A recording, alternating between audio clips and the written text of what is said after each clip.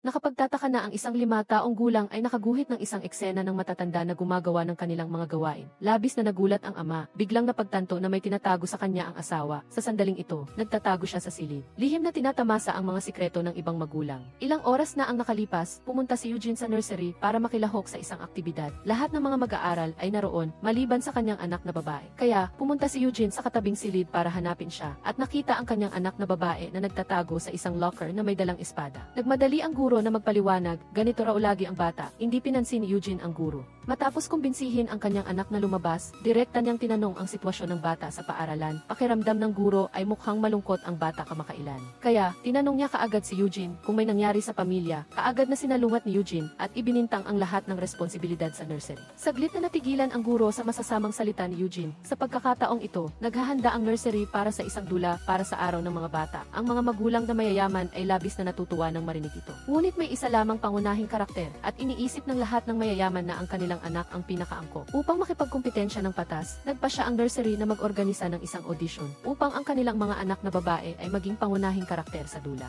Habang wala sa bahay ang kapitbahay, lihim na binuksan ni Eugene ang pakete sa tapat ng pinto ng kalaban. Nang walang pag-aalinlangan, kinuha niya ang gunting at ginupit ang damit na isusuot ng kanyang anak na babae sa pagtatanghal. Mabilis na natipon ang mga dokumento ng mga batang nag-audition. Seryosong binasa ng mga hurado ang impormasyon ng bawat isa. Sa sandaling ito, biglang nakita ni Miho ang profile ni Eugene, biglang nanlumo ang kanyang mukha. Inakala ng lahat na nakakita siya ng kakilala, ngunit hindi inaasahang dalawang kakaibang salita lang ang sinabi ni Miho, hukbo. Ang pangungusap na ito ay nagpalito sa lahat. Pagkatapos ay agad na pumunta si Miho sa banyo, inalala ang mga nangyari sa nakaraan at hindi napigilang umiyak ng malakas. Marahil dahil wala siyang damit na isusuot, ang anak na babae ng kapitbahay ay umiyak ng malakas sa audition. Ngunit maliban sa nag-aalalang ina, tuwang-tuwa ang ibang mga magulang. Gaya ng inaasahan, matagumpay na naging bida ang anak ni Eugene sa dulang ito. Upang magyabang sa harap ng ibang mga magulang, inanyayahan sila ni Eugene sa isang high-end na swimming pool para sa isang celebratory party at kasabay nito. Upang talakayin kung paano makikipagtulungan ang ibang mga bata sa kanyang anak na babae. Sinadya pa niyang imbitahan ang kapitbahay na sumama at tulad ng inaasahan, si Nayong ay galit na galit at nagbigay ng dahilan para tumanggi. Hindi inaasahang isang mahirap na babae na nagngangalang Jie ang lumapit. Lumapit siya ng may panunuya at sinabing gusto niyang sumama sa party. Hindi masyadong nag-isip si Eugene at kaagad na pumayag. Ang anak na babae ni Jie ay magaling talagang kumanta. Ngunit dahil si Miho ay isang sikat na personalidad sa internet, mukhang kailangan niyang gumamit ng pandilin lang sa pagkakataong ito. Sinabi mo kanina na allergic siya sa mani, tama? Nagsimula na ang party at inutusan ng mayayaman si Jie na mag-order ng pagkain para sa mga bata. Ngunit sinadya niyang mag-order ng fried chicken na may peanut sauce. Mabilis na naakit ang anak na babae ni Eugene sa piraso ng manok na ito, habang si Jie ay nakatayo sa tabi at kinukunan ang buong proseso. Si Eugene naman ay nakaupo lang at tinitingnan ang kanyang mga online na litrato. Kahit pa tinawag siya ng kanyang anak na babae para sumama siyang kumain, parang hindi niya ito narinig. Biglang napansin ni Eugene ang isang pamilyar na pangalan na sumusunod sa kanyang Instagram.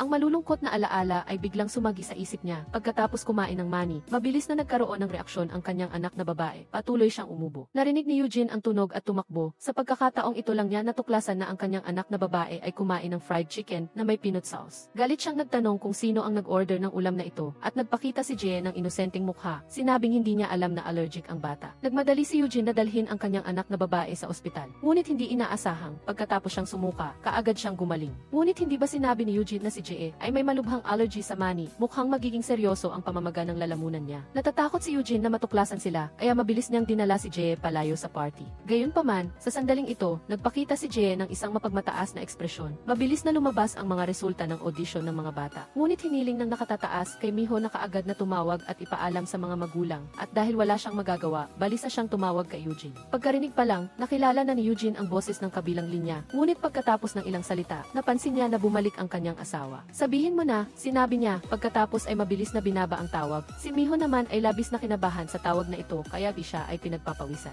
Nang magkita ang dalawa, hindi pa sila nakakapagsalita ng marami. Kaagad na kumuha si Eugene ng isang kahon ng regalo at ibinigay kay Miho. Pagkatapos ay nagdahilan siya na may mahalagang gagawin at nagmadaling umalis. Pagkatapos pumasok sa kotse, inalis niya ang kanyang tahimik na maskara.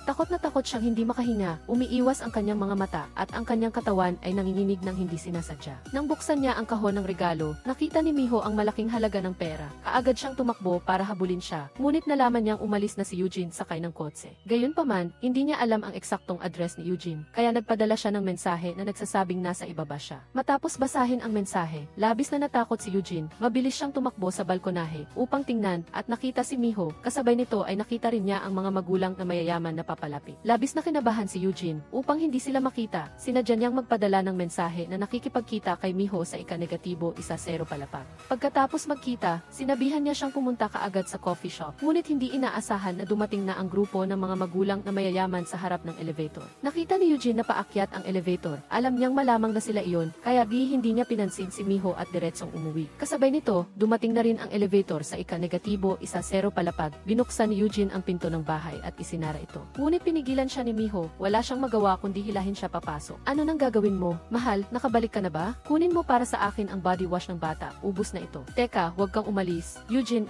ano nang ginagawa mo? Eugene, hindi mo ba ako naririnig? Naririnig ko, bakit ang dami mong tawag sa pangalan ko? Hindi mo ba kayang gawin ang mga bagay nang wala ako? Napakakalat dito kaya naglilinis ako. May dumating ba sa bahay? Sino pa ba ang pupunta rito sa ganitong oras? Mga mommy lang, bubuksan ko ang pinto, tapusin mo na ang pagligo sa mga bata. Pagkatapos paalisin ni Eugene ang kanyang asawa, sinabi ni Miho na binayaran na niya, ay aalis na siya kaagad. Ngunit hinila siya ni Eugene pabalik at nagmakaawa kay Miho na huwag lumabas. Bakit ang tagal? Masama ang pakiramdam ko ngayon, pasensya na pero sa susunod na lang tayo magkita. Gusto pa rin ni Nayong natanungin ang ugali ni Eugene, ngunit pinigilan siya ni Nayong. Aatras ba tayo ng ganito? Sabi niya masama ang pakiramdam niya, ano pa bang magagawa natin? Ngayon ay may programa ang nursery para sa araw ng mga bata at masayang nanonood ang mga magulang sa ibaba. Isang maliit na batang babae roon ang humawak sa magic wand at itinutok ito kay Jihoon. Ngunit tila may biglang naalala ang batang babae. Takot siyang umupo sa sahig, patuloy na sumisigaw, "Wag mo akong saktan, please." Nagulat ang mga magulang sa ibaba ng entablado at hindi maintindihan kung ano ang nangyayari. Napagtanto ni Eugene na may mali at mabilis siyang tumakbo sa entablado upang tingnan ang sitwasyon ng kanyang anak na babae. Ngunit pagkakita kay Eugene, sumigaw si Jihoon, "Wag mo akong saktan, please." Muli na namang nagulat ang mga magulang sa ibaba. Alam ni Eugene na nakatingin sa kanya ang lahat. Mabilis niyang niyakap si Jihoon sa takot na magsalita ito ng kung ano-ano. Pagkatapos ay dinala niya ang kanyang anak na babae paalis ng entablado. Lumapit si Jae kasama ang kanyang anak na babae upang aliwin si Han. Pero hindi inaasahang ibinintang ni Eugene ang lahat ng responsibilidad sa kanya. Kapag lubos na nakatutok si Seoyul, medyo malakas ang mga galaw niya. Ginagamit niya ang magic wand para saktan si Jihoon. Ngunit aksidente lang ito, lalo pang dumarami ang mga taong nakikinig sa drama. Pagkatapos marinig ito, agad na nagbago ang mukha ni Jae. Sa sandaling ito, biglang ipinatong ni Eugene ang kanyang kamay sa balikat niya. Nagkunwari siyang mabait at sinabihan siya na huwag masyadong mag-alala. Agad na nagalit si Jae sa maling paratang. Nang makita na aalis na si Eugene, agad siyang tumakbo para sundan at ayusin ang sitwasyon. Hindi naman talaga nadikit ang magic wand kay Jihoon. Diretsong sinungalingan ni Eugene. Sinabi niya na inakala niyang humihingi ng tawad si Jae, ngunit mukhang nabigo siya. Ang mga salita niya ay nagpagalit kay Jae. Hindi niya kayang makipagtalo kay Eugene. Sa halip, inatake pa siya ni Eugene sa pamamagitan ng kanyang mga salita. Nang makita niyang aalis na siya matapos manghiya, mabilis na hinila ni Jae si Eugene pabalik. Kahit mahirap sila, hindi niya papayagan na mapintasan ang kanyang anak na babae. Masigasig na ipinaliwanag ni Jae na hindi nahawakan ni Seoyul si Jihoon. May kamera sa auditorium. Gusto niyang gamitin ito upang makipag-usap kay Eugene. Ito ba ang oras para pag-usapan kung sino ang tama at sino ang mali? Hindi mo ba nakikita na nanginginig sa takot ang mga bata? Bakit mo binabago ang paksa? Natatakot ka ba na malaman ang iyong kasinungalingan? Tingnan mo ang bata na pinagpapawisan na. Ang kaganapan ngayon ay para sa mga bata. Ano sa tingin mo ang magiging pakiramdam nila kapag nasaksihan nila ang eksenang ito? Pagkatapos sabihin ito, umalis siya kaagad. Iniwan si Jae na nakatayo doon sa galit. Sa elevator ng apartment, hindi pa rin naiintindihan ng asawa ang ginawa ng kanyang anak na babae. Kaagad na napansin ni Eugene na may kamera sa elevator. Kaya, mabilis siyang sumali sa usapan ng mag-ama. Pagkatapos nilang makauwi, upang aliwin ang kanyang anak na babae, umupo si Eugene at nagpinta kasama siya. Ngunit pagkatapos niyang magpinta ng isang puno, biglang tumunog ang telepono. Nang nagtago si Eugene sa silid para sagutin ang tawag, tinapos ni Jae ang pagpinta. Sa sandaling ito, lumapit ang asawa at agad na nagulat nang makita niya ito. Dahil ang ipininta ng kanyang anak na babae ay isang eksena ng isang babae at isang matandang lalaki na nakikipagtalik. Napagtanto niya na posibleng niloloko siya ni Eugene. Sa gabi, lihim na isinaksak ni Eugene ang isang USB sa computer. Sa loob nito ay mga file na nakaimbak sa mga pangalan ng mga magulang. Ito ang mga sikreto na nakalap niya sa bawat isa. Naglagay si Eugene ng password sa bawat file. Pagkatapos panoorin ang video, hindi niya napigilang tumawa ng hindi sinasadya. Kinabukasan, maaga si Jae na pumunta sa kindergarten para hanapin ang principal. Umaasa siya na makakuha ng hustisya para sa kanyang anak na babae dahil sa paaralang ito para sa mayayaman. Napakahalaga ng reputasyon. Ngunit pinayuhan ng principal si Jae na huwag na itong ipagpatuloy dahil hindi nila dapat kalabanin si Eugene. Galit na umalis si Jae sa nursery. Nagkataon na nakasalubong niya si Nayong. Agad na ipinakita ni Jae ang video mula sa entablado sa araw na iyon sa kanya. Kaya, kinagabihan, ibinahagi ni Nayong ang katotohanan sa dalawa pang mayayamang magulang. Kasabay nito, hinulaan niya na posibleng sinasaktan ni Eugene ang mga bata. Nagkataon naman na dumating din si Eugene sa coffee shop sa sandaling ito at narinig ang kanilang pag-uusap. Lumapit siya at binalaan si Nayong na huwag makialam sa mga bagay na hindi naman siya kasali. Kung hindi, magbabayad siya ng malaki. Mabilis na nanahimik ang usapan. Makalipas ang isang linggo, habang nag-scroll si Miho sa Instagram, nagkataon na nakita niya ang litrato ng anak na babae ni Eugene na may sugat sa binti. Naalala niya na sa araw na iyon, nadapa ang bata sa kanyang kumpanya. Kaya, sumakay si Miho ng taxi papunta sa apartment ni Eugene. Nagdala pa siya ng cake upang humingi ng tawad, ngunit walang sumasagot sa telepono niya. Biglang napansin ni Miho ang bagong status ni Eugene. Sinasabi na ang mag-asawa lang ang nasa bahay ngayon. Ang mga bata ay nasa overnight camp. Nakita ni Miho na may ilaw sa itaas, kaya dinala niya ang cake doon. Gayunpaman, ilang beses siyang nag-doorbell, ngunit walang lumabas para magbukas. Nang akala ni Miho ay walang tao sa bahay at aalis na sana siya, biglang nagbukas si Eugene ng pinto ng may gulat. Direkta niyang sinira ang cake sa tabi niya. Sinabi ni Miho na dinala niya ang cake para humingi ng tawad sa kanyang anak na babae. Walang kinalaman ito sa kanilang nakaraang away. Ngunit hindi inaasahan, galit na pinalayas ni Eugene si Miho at nagsabi pa ng mga salita na may malalim na kahulugan. Kinikilabutan ako sa iyo. Kasalanan mo kung hindi dahil sa iyo. Gusto kitang mamatay. Pagkatapos sabihin iyon, galit niyang isinara ang pinto. Ano ng sikreto ang tinatago nilang dalawa? Masigasig na kumatok si Miho sa pinto, gustong ayusin ang sitwasyon. Ngunit mahigpit na pinikit ni Eugene ang kanyang mga mata at nagtago sa silid. Nang bumaba si Miho, bigla siyang nakatanggap ng tawag mula kay Eugene. Akala niya ay tatawag ito para humingi ng tawad. Ngunit hindi inaasahan na humihingi pala ito ng tulong. Tulungan mo ako, alam mo ba ang password sa Viz? May masama bang nangyayari? Pagkatapos sabihin iyon, agad niyang ibinaba ang tawag. Nang tumawag si Miho, hindi na makontak ang kabilang linya. Galit pa rin si Miho kaya tumalikod siya at umalis. Hindi inaasahan na pagkatapos ng ilang sandali, biglang lumitaw si Eugene sa bintana ng gusali. Patuloy na dumadaloy ang dugo, baliktad ang kanyang ulo at bumabagsak ang kanyang mga luha.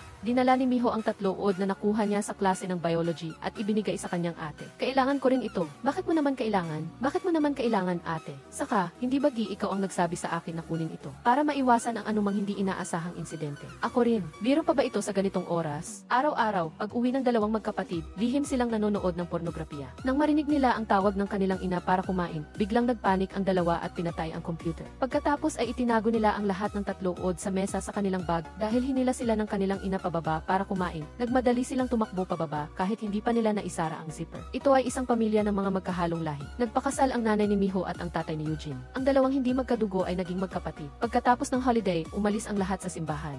Ngunit ang dalawang magkapatid ay naglalaro sa hagdanan. Sa sandaling ito, nadula si Miho at nahulog. Nang makita ito ng kanilang ina, dali-dali siyang tumakbo pababa para tingnan. Nang makita niyang nasugatan si Miho, agad niyang sinaway si Eugene. Sinasabi ko na huwag kayong magtulakan. Dahil sa iyo, nahulog si Miho. Ang karaniwang banayad na stepmother ay biglang nagalit. Sandaling natakot si Eugene at hindi niya alam ang gagawin. Ang mga dumadaan na tao ay nakita na hindi makatayo si Miho. Nagmamadali silang sinabi sa ama na buhatin siya sa kanyang likod. Ngunit nag-aalangan siya. Pinigilan ni Miho ang sakit at sinabing okay lang siya. Nang makita ito, umupo ang ama. Sinabihan niya ang kapitbahay na tulungan siyang akayin si Miho sa kanyang likod. Ngunit ang eksenang ito ay pinag-usapan ng mga dumadaan na tao at naiparating sa kanilang ina. Dahil tinulak siya ng kanyang ate, ayaw ni Miho na umupo sa tabi ni Eugene. Ngunit sa mata ng kanilang ina, ang kilos na ito ng kanyang anak na babae ay parang sinasadya na umupo sa tabi ng kanyang stepdad. Hindi ka naman nasaktan, bakit ka nag-inarte? Hindi naintindihan ni Miho ang ibig sabihin ng kanyang ina. Nagmukmuk lang siya at tiningnan ang kanyang ate. Nang maghahanda na ang dalawang magkapatid na pumunta sa paaralan, biglang tinawag si Miho ng kanyang ina. Inaplos niya ang buhok ni Miho at hiniling sa kanya na gupitin ang kanyang mahabang buhok. Ngunit sinabi ni Miho sa kanyang ina na ayaw niya. Gayunpaman, ginamit niya ang dahilan na nakakaapekto ito sa kanyang pag-aaral at pinilit ang kanyang anak na babae na magpagupit ng maikli. Galit na tinanong ni Miho ang kanyang ina kung bakit hindi niya pinilit ang kanyang ate na gawin iyon. Hindi inaasahang mas matindi ang pagtuturo niya sa kanya. Pareho ba kayong dalawa?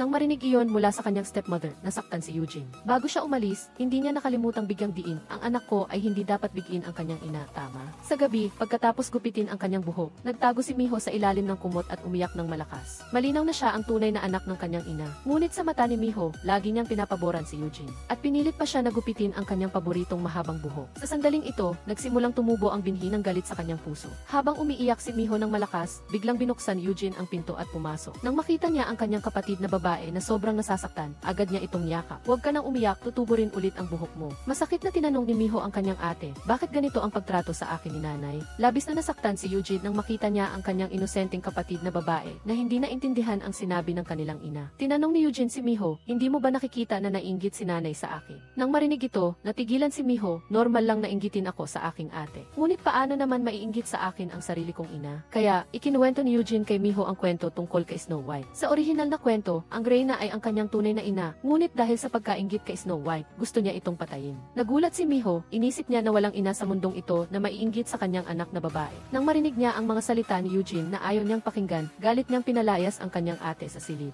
Malinaw na sa sandaling ito ay mayroon na silang hindi pagkakaunawaan, at dahil galit pa rin kay Eugene, naghiwalay sila papunta sa paaralan. Habang magpapalit na sana si Miho ng sapatos, dahil sa kanyang nasugatang paa, muntik na siyang matumba, hindi napigilan ni Eugene ang sarili at tumakbo para alalayan siya. Galit na tinulak ni Miho si Eugene, ngunit sa halip ay siya ang bumagsak sa sahig. Ang tatlong od sa kanyang bag ay nahulog, at agad na pinalibutan siya ng guro at ng mga kaklase. Hoy, ano nang meron dito? Mabilis na inimbitahan ng paaralan ang mga magulang. Sinisi ng advisor si Miho dahil hindi niya tinuruan ng maayos ang kanyang anak na babae. Ngunit hindi inaasahan na ibinintang niya ang lahat ng kasalanan kay Eugene upang maprotektahan ang kalinisan ng kanyang anak na babae. Gumawa pa siya ng mga chismis tungkol sa ina nito. Hindi inaasahang narinig lahat iyon ni Eugene. Sa harap ng kanyang mga tanong, hindi nagbago ang ekspresyon ng kanyang ina. Sabi niya, hayaan mo na ako, pero gumawa ka pa ng kasinungalingan tungkol sa sarili kong ina. Galit si Eugene sa kahihiyan, at sinabi niya na si Miho ang kumuha ng 3 od sa klase ng biology. Siyempre, hindi aaminin ni Miho ang maling paratang ng kanyang ate. Dahil may suporta ng kanyang ina, nagsimula siyang lumaban. Kahit kinuha ko, ibinigay ko naman kay Eugene. Walang gustong magpatalo sa dalawa, kaya mabilis na pinigilan sila ng advisor. Sa sandaling ito, lumalaki ang alitan sa pagitan ng dalawang magkapatid. Pauwi na mula sa paaralan, gusto ni Miho na linawin ang hindi pagkakaunawaan, kaya hinila niya si Eugene at tinanong kung bakit siya nagsinungaling. Galit pa rin si Eugene at gusto niyang ibintang ang lahat ng responsibilidad kay Miho. Inamin ni Miho na medyo masakit pakinggan ang pagsasalita ng kanyang ina. Hinamon niya si Eugene kung naiinggit ba ito sa kanyang ina. Dahil ulila sa ina si Eugene mula pagkabata, halos lumabas ang kanyang luha. Nagsimula na naman mag-away ang dalawang magkapatid. Nakita ni Miho na pinag-uusapan ni Eugene ang kanyang ina, kaya nagsimula na rin siyang insultuhin ang sarili niyang ina. Hindi na nakapagpigil si Eugene sa galit at agad na lumapit upang makipag-away, ngunit bigla siyang naitulak ni Miho at bumagsak. Natamaan ang kanyang mukha sa isang matalim na bato at tuluyan nang nasira ang relasyon nila. Gaano man lumuhod si Miho at humingi ng tawad, hindi na maibabalik ang magandang mukha ni Eugene. Sa harapan ng ama ni Eugene, nagkunwari ang kanyang stepmother na inaaliw siya. Nang umalis ang ama, agad na itinulak ng stepmother si Eugene at sinaway. Tumigil ka na. Pagkatapos nito, binalingan niya si Miho, inalo ito, at niyakap. Nakita ni Eugene ang lahat ng ito, at lalo pa siyang kinamuhian si Miho. Dahan-dahang tinanggal ni Eugene ang benda sa kanyang mukha, tinitigan ang malalim at pangit na peklat, at naalala ang lahat ng ginawa sa kanya ng mag-ina. Nakita lang si Eugene na diretsong tumakbo sa likuran ni Miho at walang pag-aalinlangang itinulak ito sa gitna ng kalsada. Kinabukasan, nakita ni Miho ang sulat na idinikit ni Eugene sa bulletin board ng paaralan. Ibinintang ni Eugene kay Miho ang pagnanakaw sa 3 gintong ginseng at inutusan itong humingi ng tawad sa kanya sa harap ng lahat. Kung hindi, magpapakamatay daw siya upang patunayan ang kanyang pagiging inosente. Nang makita ni Miho na ginagamit ni Eugene ang kanyang buhay para magprotesta, labis siyang natakot. Baliw siyang tumakbo kung saan-saan para hanapin ito. Sa huli, natagpuan niya si Eugene sa rooftop. Kahit na patuloy na humihingi ng tawad si Miho at inamin pa ang lahat ng kanyang pagkakamali, hindi pa rin siya pinatawad ni Eugene. Habang handa na siyang tumalon, biglang dumating ang guro at sumigaw ng malakas. Nagulat si Eugene, nadulas ang kanyang paa at nahulog. Sa kabilang banda, matapos buhati ng ama si Miho, patuloy na kumakalat ang chismis ng mga kapitbahay tungkol sa kanilang relasyon. Inakala ng ina na si Miho ang dahilan ng kanyang pagkabigo sa pag-aasawa. Ikaw ang sumira sa pamilyang ito. Para sa akin, ikaw ay isang kriminal. Pagkatapos noon, lumipat sila ng bahay. Sa loob ng 18 taon, hindi na nakita ni Miho ang kanyang ate. Hanggang sa araw ng insidente, ngunit hindi pa sila nagkaroon ng pagkakataong mag-usap. Kakaibang namatay si Eugene. Malubharing nasugatan ang kanyang asawa at nasa ospital, walang malay. Mabilis na sinimulan ang libing ni Eugene. Dumating si Miho dito bilang ang tanging kamag-anak. Dumating din ang mga malalapit na mayayamang magulang na kaibigan ni Eugene para magbigay pugay. Sa proseso ng paggunita, nagkunwari pa silang umiiyak at nagluluksa dahil hawak ni Eugene ang kanilang mga sikreto. Dahil matanda na ang lolo, ipinakiusap niya kay Miho na alagaan ang anak ni Eugene para sa kanya. Ngunit halata ang hindi gusto ni Miho ang kapatid niyang ito sa labas. Dagdag pa rito, muntik na siyang mawalan ng trabaho dahil sa nangyari kay Eugene. Habang nag-aalala si Miho kung ano ang gagawin, nakatanggap siya ng balita na nawawala ang mga bata. Nagmamadali siyang pumunta sa pinangyarihan.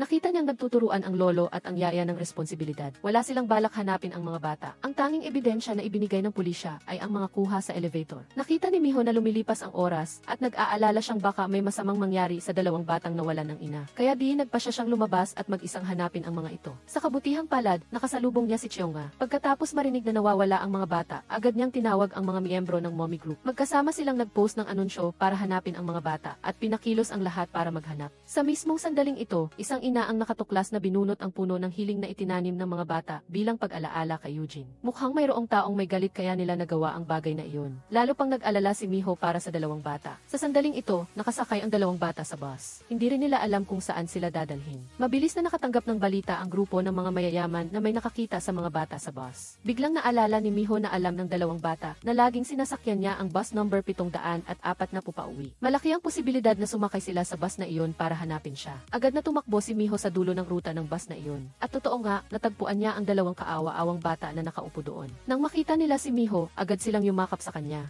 Ano na naman to? Sa harap ng dalawang kaawa-awang bata, sandaling hindi alam ni Miho ang gagawin. Nang malaman niyang umalis ang mga ito sa bahay para lang hanapin siya, lalo siyang hindi makatiis na iwanan sila. Pagkatapos ihatid ang mga bata sa bahay, agad na nagulat si Miho sa grupo ng mga magulang. Si Jehonga ay nasa bisig ng kanyang young lover. Ang mga bata naman ay naglalaro sa bahay ng kapitbahay. Sa kabilang banda, baliw na binabasag ni Nayong ang isang bagay. Mamatay ka na, mamatay ka na, mamatay ka na, leche, mamatay ka na. Iyon ay ang wish plaque sa punong itinanim ng mga bata para sa kanilang ina. Sa kabilang banda, dahan-dahang lumapit si Jai sa bintana, hawak ang blessing paper. Nakita siyang pinunit ang papel. Ito'y simula ng pagpasok ni Miho sa mundo ng mga mayayaman.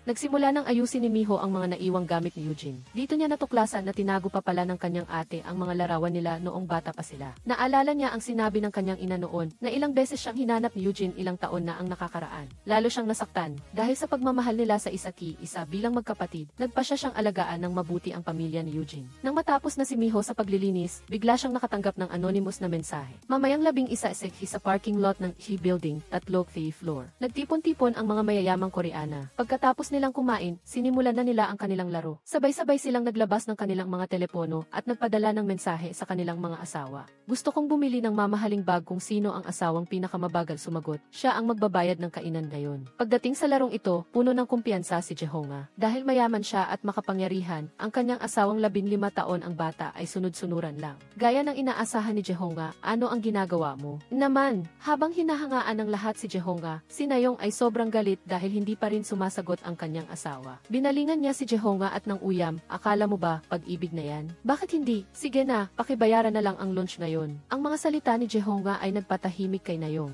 Dahil hanggang ngayon, ang kanyang asawa lang ang hindi pa sumasagot. Halatang talo si Nayong. Habang naghahanda na ang lahat na umalis, biglang tumunog ang telepono ni Nayong. Nang makita niya ang mensahe mula sa kanyang asawa, otomatikong lumapad ang kanyang ngiti. Sabihin mo sa brand manager, kukunin ko pag-uwi. Mas praktikal pa rin ang bumili agad kaysa sa mga pangako ng iba. Ang ginawang ito ng asawa niya ay nagligtas sa mukha ni Nayong. Suot ang kanyang salamin, umalis siya ng mayabang, ngunit buong hapon siyang naghintay at hindi umuwi ang kanyang asawa. Ni isang text message ay walang ipinadala. Naghihintay pa rin ang mga kaibigan niya sa grupo na pagtawanan siya. Galit siyang pumasok sa storage room, kumuha ng litrato kasama ang bag na hindi pa niya naipagmamalaki at in-upload ito online. Nagpanggap siyang bagong bili ito ng kanyang asawa. Ang peking masayang kasal ay umani ng maraming likes at comments. Tila ito lang ang nakakapagpasaya sa kanya. Pag uwi ng gabi, agad na pumasok sa banyo ang kanyang asawa. Walang anumang paliwanag kay Nayong. Ito ay nagdulot ng pagdududa sa kanya. Agad siyang kinuha ang shirt sa sahig at inamoy. Paglabas ng kanyang asawa mula sa banyo, plano niyang kausapin ang kanyang asawa. Ngunit hindi inaasahang baliw na pinunit ni Nayong ang kanyang damit. Lubos siyang nalunod sa pag-iisip na nagtataksil ang kanyang asawa. Bago pa makapag-react ang asawa, pumasok na si Nayong sa kusina at kumuha ng kutsilyo para saksakin ito. Hindi naging madali para sa asawa na pigilan siya.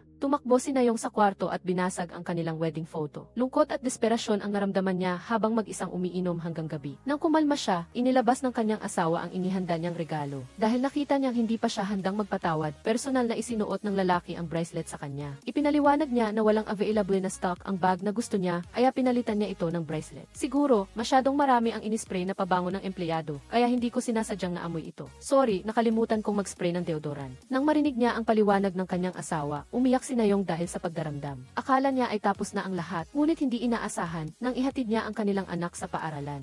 Napansin ni Nayong na ang guro ay maisuot na kaparehong bracelet ng sa kanya. Bigla siyang nagduda, ngunit dahil may ibang mga magulang doon, pilit niyang pinigil ang kanyang emosyon. Umikot siya at tinawagan ang kanyang asawa upang kumpirmahin. Gayunpaman, hindi ito sumasagot. Lalo siyang nagalit at nagpasya siyang iwan ang kanyang anak kay Chung-a. Handa na siyang magmaneho para harapin ang kanyang asawa. Ngunit paglabas niya pa lang sa parking lot, nakita niya ang magandang guro na maisuot na kaparehong bracelet at may kausap sa telepono. Bigla siyang nawala ng kontrol. Ang dumi, mamatay ka. Pagkatapos sabihin iyon, agad niyang tinapakan ang accelerator at sumugod patungo sa guro. Sa kabutihang palad, hindi siya mahusay sa pagmamaneho, kaya hindi niya ito nasagasaan. Sa halip, nasaktan niya ang sarili. Kinagabihan, nagtipon-tipon ang mga magulang. Napilitan si Nayong na sumama pagkatapos ng insidente. Sa sobrang sakit na nararamdaman, hindi niya sinasadyang malasing. Napansin ng kanyang asawa na hindi siya maayos, kaya pinayuhan niya itong huwag na uminom. Nang makita niya itong lumalapit para alagaan siya, lalo pang uminom si Nayong. Biglang lumapit ang isang magulang at binati ang kanyang asawa. Pagkatapos nito, inilagay niya ang kanyang kamay sa balikat ng lalaki. Alisin mo ang marumi mong kamay, upang hindi sila mapahiya sa harap ng lahat. Agad na inalis ng kanyang asawa si Nayong sa lugar. Nag-away sila sa banyo. Ano ang naramdaman mo nang hawakan kanya? Nagustuhan mo ba? Nasiyahan ka ba? Baliw ka na talaga. Ikaw ang baliw. Hanggang kailan ko pa kailangang tiisin ka? Sabihin mo sa akin. Sabihin mo, pagod na ako sa selos mo. Bakit parang kasalanan ko? Hindi ba ginagawa ko to para sa'yo? Tama na. Nasaksihan ni Miho ang buong pag-uusap nila. Pag-uwi niya, nakita niya ang ilang larawan na nakakalat sa mesa. Ang mga ito ay aksidenteng nakita ng kanyang kasamahan nang bisitahin ang mga bata. Nang buksan ni Miho ang mga larawan, nakita niya na ang nasa loob ay mga larawan ng asawa ni Nayong. Sa isa pang larawan, kamay lamang ng isang babae ang nakikita. Ngunit ang suot nitong bracelet ay pamilyar kay Miho. Dahil mayroon ding ganoong bracelet si Eugene. Dito, nagulat si Miho. Sa huli, sino sa pagitan ni Nayong at ng kanyang asawa ang nagsisinungaling? Higit pa rito, anong sikreto ang mayroon si Eugene sa kanilang dalawa? Pagkatapos umuwi, naligo ang asawa ni Nayong sa malamig na tubig para kumalma. Lalo niyang naisip na sobra ang ginawa niya kaninang umaga at bigla siyang nagsisi. Pagkatapos maligo, agad na humiga at natulog ang asawa. Sorry, hindi ka galit, di ba? Nang makita niyang hindi siya pinapansin ng kanyang asawa, patuloy na naglambing si Nayong. Pagkatapos, niyakap niya ito ng mahigpit. Dahil gusto ng kindergarten teacher na ipagmalaki ang kanyang branded na bracelet, itinaas niya ang kanyang kamay at nagkunwaring minasahe ang kanyang balikat. Gaya ng inaasahan, agad na nakuha ng gintong bracelet ang atensyon ni Chayong-a. Nagtanong lang ito ng ilang simpleng tanong, ngunit hindi inaasahang nagsimula na ang guro na magmalaki. Hindi pwedeng makabili ang boyfriend niya ng ganitong kamahal na regalo dahil isa lang siyang teacher sa kindergarten. Kakilala ko ba? Hindi po sa tingin ko. Sa kayabangan ng guro, agad na naunawaan ni Chayong-a ang lahat. Dahil siya ang guro ng kanyang anak, pinayuhan siya ni Chayong-a na maghinay-hinay. Inaasahan niyang hindi na magsusuot ng accessories ang guro para hindi masugatan ang mga bata. Hindi nasiyahan ang guro. Salamat sa payo, pero alam ko kung ano ang ginagawa ko. Tinatanggal ko naman ito pagdating sa eskwela. Naiintindihan kong nag-aalala ka para sa akin, pero sumusobra ka na. Sa kawalang galang ng guro, natawa si Chayong-a. Ngunit hindi lang siya hindi naghinay-hinay. Bagkus, kinwestiyon pa niya si Chayong-a dahil sa paggamit nito ng kapangyarihan upang manghimasok sa kanyang personal na buhay. Dagdag pa rito, sinabi niyang kinukutya niya ang mga taong tulad ni Chayong-a. Hindi na nakapagpigil si Nayong, lumapit siya at sinaway ang guro na hindi marunong makinig. May nagtatanggol ba sa iyo kaya ang yabang mo? Nang makita niyang hindi sumuko ang guro, binalaan siya ni Nayong, bilang isang tao, dapat alam mo ang iyong posisyon at estado. Sa tingin mo ba, bagay sa iyo ang bracelet na ito? Alam kong gusto mong umangat sa buhay, ngunit huwag mong pagnasaan ang mga bagay na hindi sa iyo. Nabili yan sa pamamagitan ng paggawa ng masama. Hindi pa sapat ang pagsasaway, kaya direkta niyang itinapon ang bracelet sa sahig. Nang makita ng guro na inaapi siya ng marami, nagalit siya at tiningnan si Nayong ng masama. Pagkatapos, nagpanggap siyang kaawa-awa, matagumpay na gumanap bilang green tea, at agad na nakapukao ng simpatsya kay Miho. Nang makita niyang lumapit si Miho para aliwin siya, lalo siyang umiyak. Wala nang nagawa si Miho kundi alisin siya sa lugar. Hindi inaasahang tumakbo ang green tea sa banyo at nagsuka. Sa kabilang banda, dahil sa pakikialam ni Miho, inilabas ni Nayong ang kanyang galit sa dalawang bata. Nang makita ito ni Miho, agad niya silang tinulak palayo. Dapat alam mo kung hanggang saan ang kakayahan mo. Hindi na ako magsasalita kung sa matatanda ka makikipag-away, pero bakit mo ginagawa ito sa mga bata? Nang makita ni Nayong na kinakalaban siya ni Miho, nabaguhan pa lang sa mundo ng mga mayayaman at madalas pa siyang pagsabihan, nagalit siya at sinabihan si Miho na umalis agad sa gusali. Kung hindi ka aalis, kakalabanin ka ng buong grupo namin. Kasabay nito, idineklara niya na simula bukas ay aalisin na siya sa listahan ng mga magulang. Nang makita ni Miho na matigas ang ulo nito at kinakalaban siya, nagsimula siyang magduda na may kinalaman ito sa kaso ni Eugene. Halos mawala ng kontrol si Naeom at gustong manakit, ngunit agad siyang pinigilan ng ibang mga magulang. Sa tingin ng lahat, sumusobra na si Naeom. Hindi niya matanggap ang galit, kaya nagmamadali siyang sinabi kay Chayo nga ang lahat ng nangyari. Inaasahan niya na magkakasama silang patatalsikin si Miho mula sa mundo ng mga mayayaman. Si Chayo nga, na may iniisip, ayaw makisali sa usapan at sinabihan si Naeom na huwag magsimula ng gulo para hindi maapektuhan ang iba. Kung hindi, malalantad ang pagtataksil ng kanyang asawa. Nagulat si Naeom, hindi siya makapaniwala na nagtaksil ang kanyang asawa sa likod niya. Ngunit sinabi ni Chayo nga na alam ito ng lahat. Dito lang nalaman ni Naeom na siya pala ang pinagtatawanan. Hindi niya alam ang sitwasyon, ngunit patuloy siyang nagmamalaki sa kanyang peking kaligayahan online. Dahil dito, labis siyang napahiya. Bakit hindi mo sinabi sa akin noon pa? Kailangan pa ba talagang ipakita mo sa akin? Hindi ba gusto mong hangaan ng iba ang masaya mong pamilya? Ipagpatuloy yun na lang ang pagpapanggap na sweet couple sa harap ng lahat. Bakit kailangan pang alamin ang totoo? Ang pagmamalaki ni Naeom na matagal niyang pinoprotektahan ay wala ng halaga. Nagalit siya at nagkunwaring walang pakialam. Tinatakot mo ba ako? Tinatakot kita. Huwag mong isipin na hindi kita kayang labanan ngayon. Napag-alaman din ni Naeom na ang AFB ni Eugene ay naglalaman ng sikreto ni Chayo nga. At isa pa, ang mga bagay na ginawa natin bago mamatay si Eugene.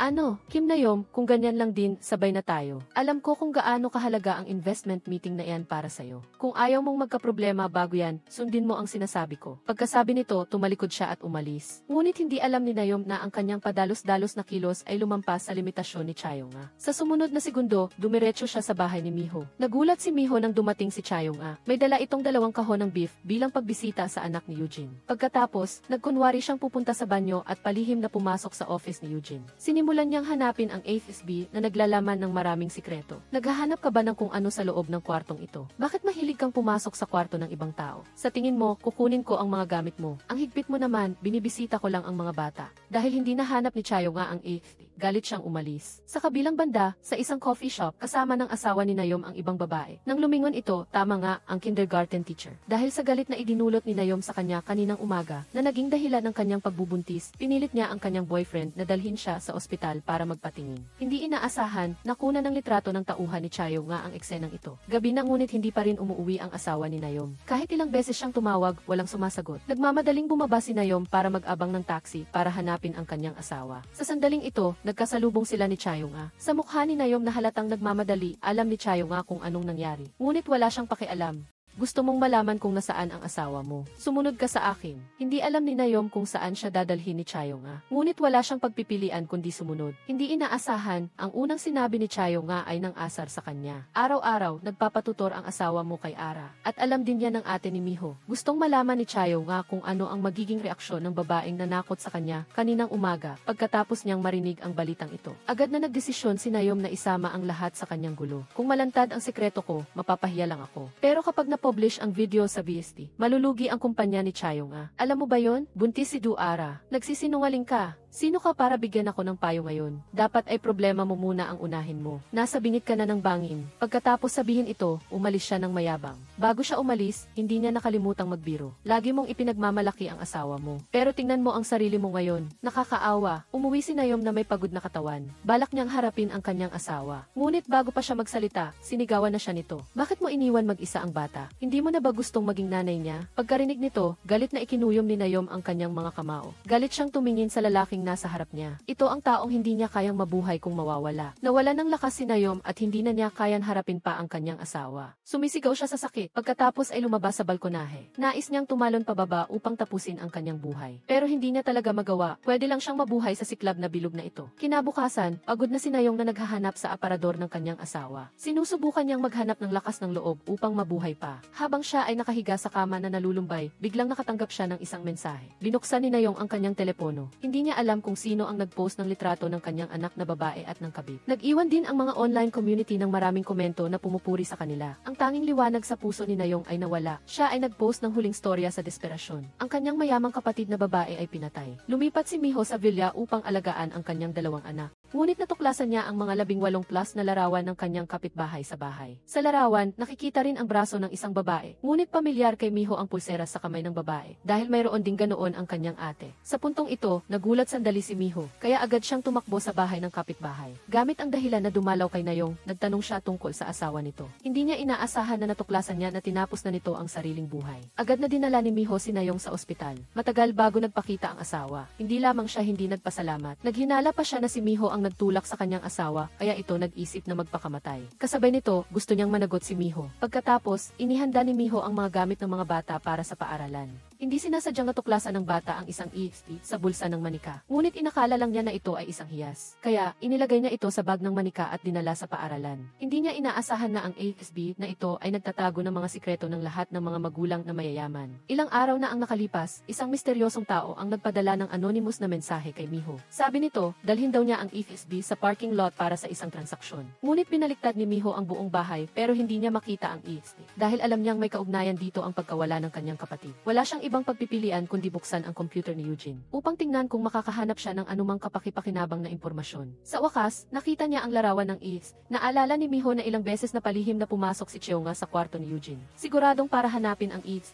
Sa sandaling ito, ang EXG ay dinala na ng anak ni Eugene sa nursery. Ngunit kinuha ito ng dalawang makulit na bata at sinira. Sinubukan ng guro na ayusin ito. Ngunit ayaw ng bata, kaya inilibing na lang ang manika sa lupa. Inakala ng bata na ang manika ay tulad ng tao. Kapag patay na, dapat ilibing ng maayos. Ngunit para sa pangangalaga sa kapaligiran, hindi ito inilibing ng guro. Nang hindi nakatingin ang bata, palihim niya itong itinapon sa basurahan. Gayunpaman, pagkaalis nila, ang manika ay napulot ng isa pang bata. Dumating si Miho upang sunduin ang mga bata pagkatapos ng klase. Sinabi ng bata sa kanya ang tungkol sa nasirang manika. At sinabi rin na ang manika at ang nagniningning na hiyas ay nasa langit na kasama ng nanay. Agad na itinuwid ni Jihon ang sinabi ng kanyang nakababatang kapatid. Sabi niya na hindi iyon hiyas kundi isti ng nanay. Dito lang nalaman ni Miho na ang bagay na pinaghirapan niyang hanapin ay nasa kamay ng mga bata. Nagmamadali siyang tumakbo sa nursery. Hinalughob niya ang basurahan doon, ngunit hindi pa rin niya makita ang manika. Sa daan pa uwi, nagpadala ng mensahe si Jae na inimbitahan si Miho at ang mga bata na maglaro sa kanilang bahay. At ang manika sa basurahan ay pinulot ng anak ni Jae. Nang matuklasan ito, pinagalitan niya ang kanyang anak. Sinabi na kung may gusto ito, sabihin lang sa kanya. Huwag basta-basta pumulot ng gamit na parang pulubi. Mabilis na dinala ni Miho ang kanyang anak sa bahay ni Jae.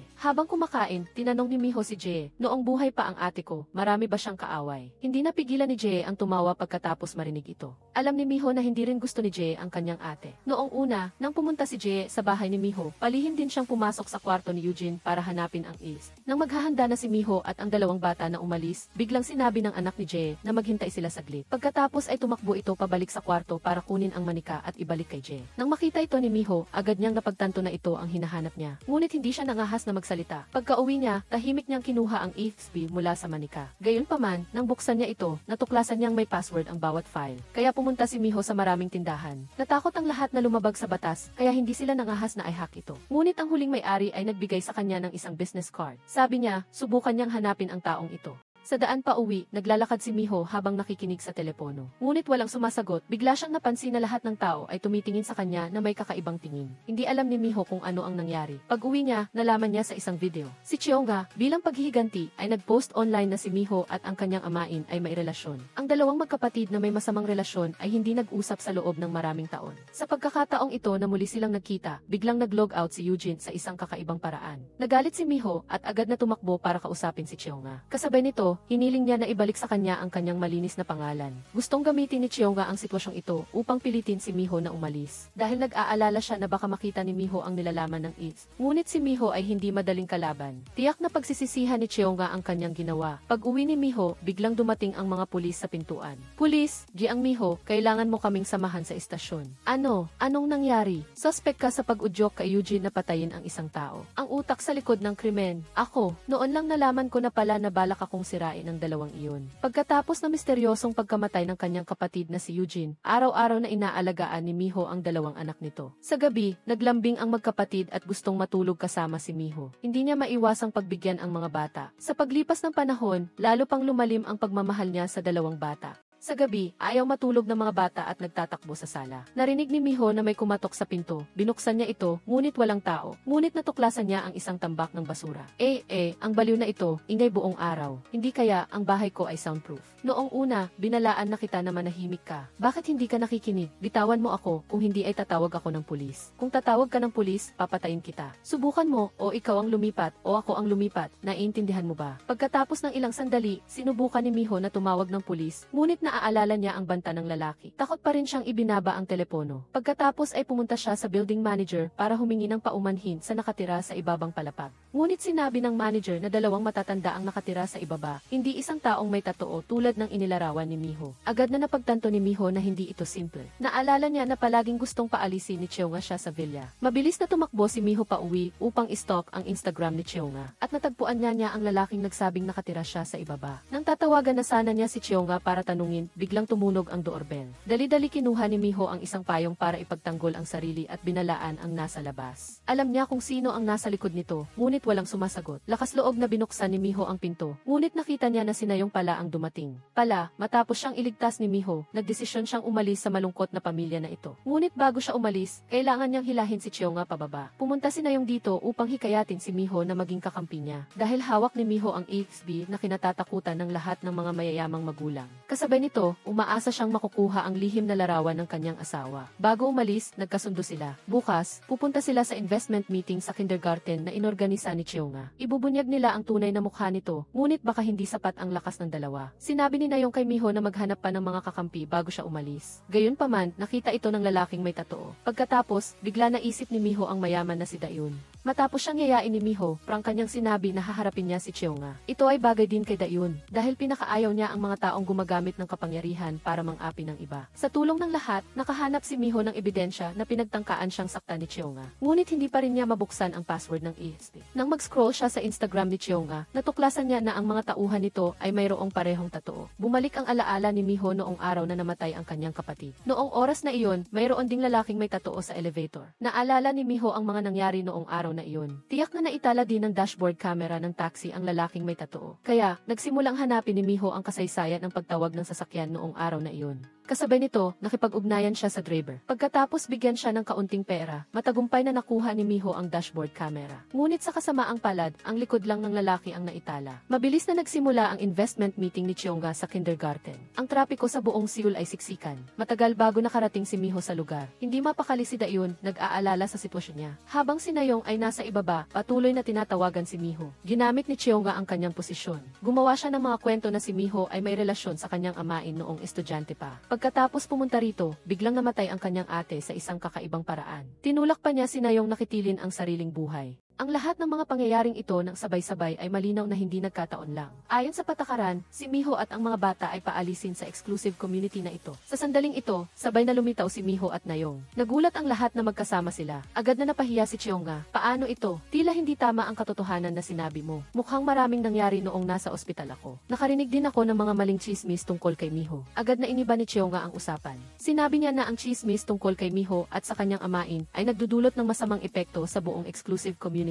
Mahirap sabihin, sa palagay ko, ang taong nagpapababa sa iba ang siyang nagdudulot ng masamang epekto sa buong exclusive community. Alam ng lahat na si Cheonga ang tinutukoy ni Dayun. Sinubukan pa rin ni Cheonga na pigilan si Miho na magsalita. Sinabi niyang hindi ito lugar para magpaliwanag ng personal na bagay. Ngunit hindi ito pinansin ni Miho. Direkta niyang tinutulan ang sinabi ni Cheonga. Ipinunto niyang ang walang batayang chismis ni Cheonga ay nagdulot ng malubhang epekto sa kanyang buhay. Hindi ako gumawa-gawa ng kwento para sa'yo. Ito ay mga salita na personal na ipinost online ng iyong kaklase sa high school. Cheonga, hindi mo pa nakikilala ang kaklase ko sa high school, tama? Ngumiti si Miho nang may pangmamaliit. Agad niyang ipinakita ang audio recording ng kaibigang iyon. Ito ang aking account. Hindi ko kailanman ipinost ang post na ito. Baka na-hack ang aking account. Sigurado ako. Nagulat ang lahat nang marinig ito. Sinabi ni Miho na si Cheonga ang nag-post ng mga paninira sa kanya online. Bukod pa rito, nahack niya ang account ng kanyang kaibigan para i-like at mag-comment sa post na iyon. Umuupa pa siya ng isang tao para pilitin siyang umalis sa apartment. Sinubukan pa rin ni Cheonga na makipagtalo. Ngunit direkta niyang ipinakita ang ebidensya. Kinuha niya ang larawan ng lalaking may tatoo. Sino ito? Alam mo siguro ng mas maayos kaysa sa akin. Hindi ba kayo nagtataka kung bakit laging gustong paalisin ni Cheonga ako? Nagkataon na narinig ko rin ang sagot. Hindi sumagot Sumagot si Chionga. Galit siyang umalis sa pinangyarihan. Habang siya ay nag-aalala sa bagay na ito. Muling tumawag ang asawa at sinabing hindi niya makontak ang kanyang nakababatang kapatid. Agad niyang napagtanto na baka may nangyari sa kanyang kapatid. Kaya hinanap niya ito sa lahat ng lugar na madalas niyang puntahan, ngunit walang resulta. Gayunpaman, sa sandaling ito, nakatanggap si Chionga ng tawag mula sa kanyang nakababatang kapatid. Pagkatapos nilang magkita, gusto niyang saktan ang walang kwentang lalaking ito. Ngunit nang makita niya ang kanyang katawan na puno ng mga sugat, hindi niya maiwasang tanungin ang kanyang nakababatang kapatid kung may masakit sa kanya. Matapos malaman ni Chionga na nagkasala ang kanyang kapatid, hindi na niya makontrol ang kanyang emosyon. Dojun, kung matutuklasan ito, hindi lang ikaw, kundi tayong lahat ay mawawasak. Hindi ito matatapos sa pagkakulong mo lang.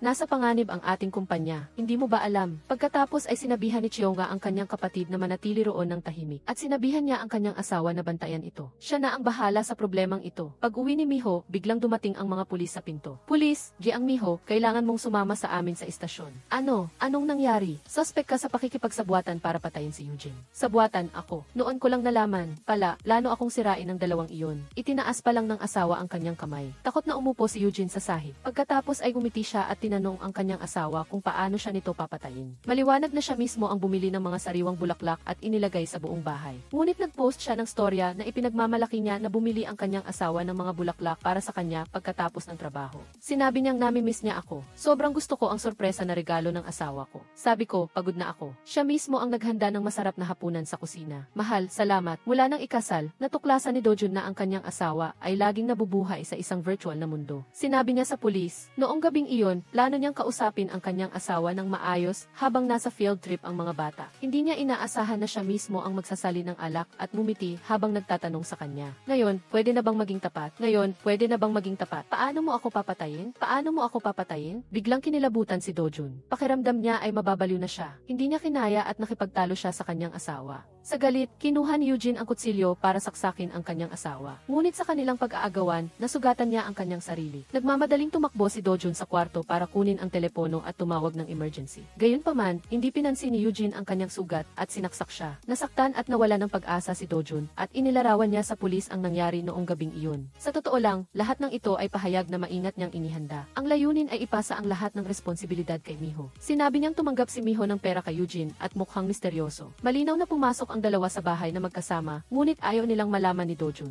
Noong gabing nag-away ang dalawa, pumunta rin si Miho doon. Bago siya tuluyang mawala ng malay, hindi niya sinasadyang narinig si Eugene na tumatawag muli kay Miho. Bagamat malabo na ang kanyang isipan noong panahong iyon, malinaw niyang narinig ang kanilang pag-uusap. Noong oras na iyon ko lang nalaman na plano pala nila akong patayin. Tila naniwala ang pulisya sa sinabi ni Dojun. Tinatanong si Miho na parang kriminal, at anuman ang kanyang ipaliwanag, hindi sila naniwala. Jiang Miho, ang araw na nagkita kayong muli pagkatapos ng 18 taon ay 30 araw bago nangyari ang insidente. Patuloy kayong nagtatawagan at naitala sa Kiki na tumanggap ka ng pera. Bukod pa rito, malapit ka sa lugar nang mamatay siya. Hindi namin kayang paniwalaan ang iyong paliwanag. Nang marinig ni Nayong na inaresto si Miho, agad siyang tumawag sa kanyang abogadong asawa para humingi ng tulong. Pagpasok niya, nakita niyang itinuring na ng pulisya si Miho bilang kriminal. Kaya sinabi niya sa kanya na gamitin ang kanyang karapatan na manahimik. Dahil hindi siya kriminal, hindi niya kailangang ipaliwanag ang mga walang batayang akusasyon. Mukhang masyadong mapilit ang tanong na ito. Bakit ninyo siya tinatrato na parang suspect? Mula ngayon, hindi ka na kailangang magbigay ng anumang pahayag na makakasira sa iyo. Ngunit natuklasan niya na pinalitan ang password sa pinto. Natatakot si Dojun na baka may alam siya. Kaya nagmamadali niyang siniraan si Miho at ipinakulong.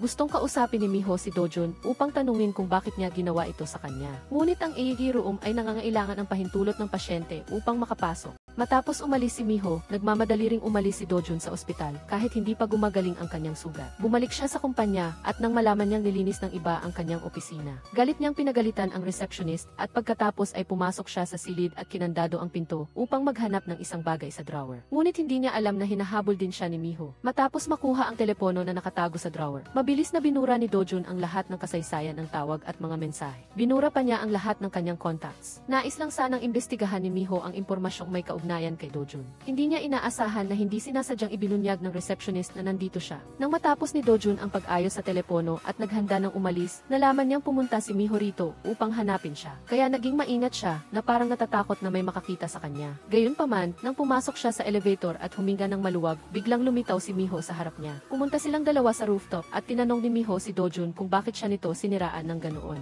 Direkta siyang sumagot, sinabing ang lahat ng sinabi niya sa pulis ay pawang katotohanan. At ang pulis pa rin ang magbibigay nagbibigay ng huling konklusyon. Ngunit alam ni Miho na kung hindi sinasadyang ginulo ni Dojun ang mga pulis, paano sila magkakaroon ng ganoong konklusyon? Tinanong ni Miho si Dojun kung bakit niya gustong ipasok siya sa kulungan.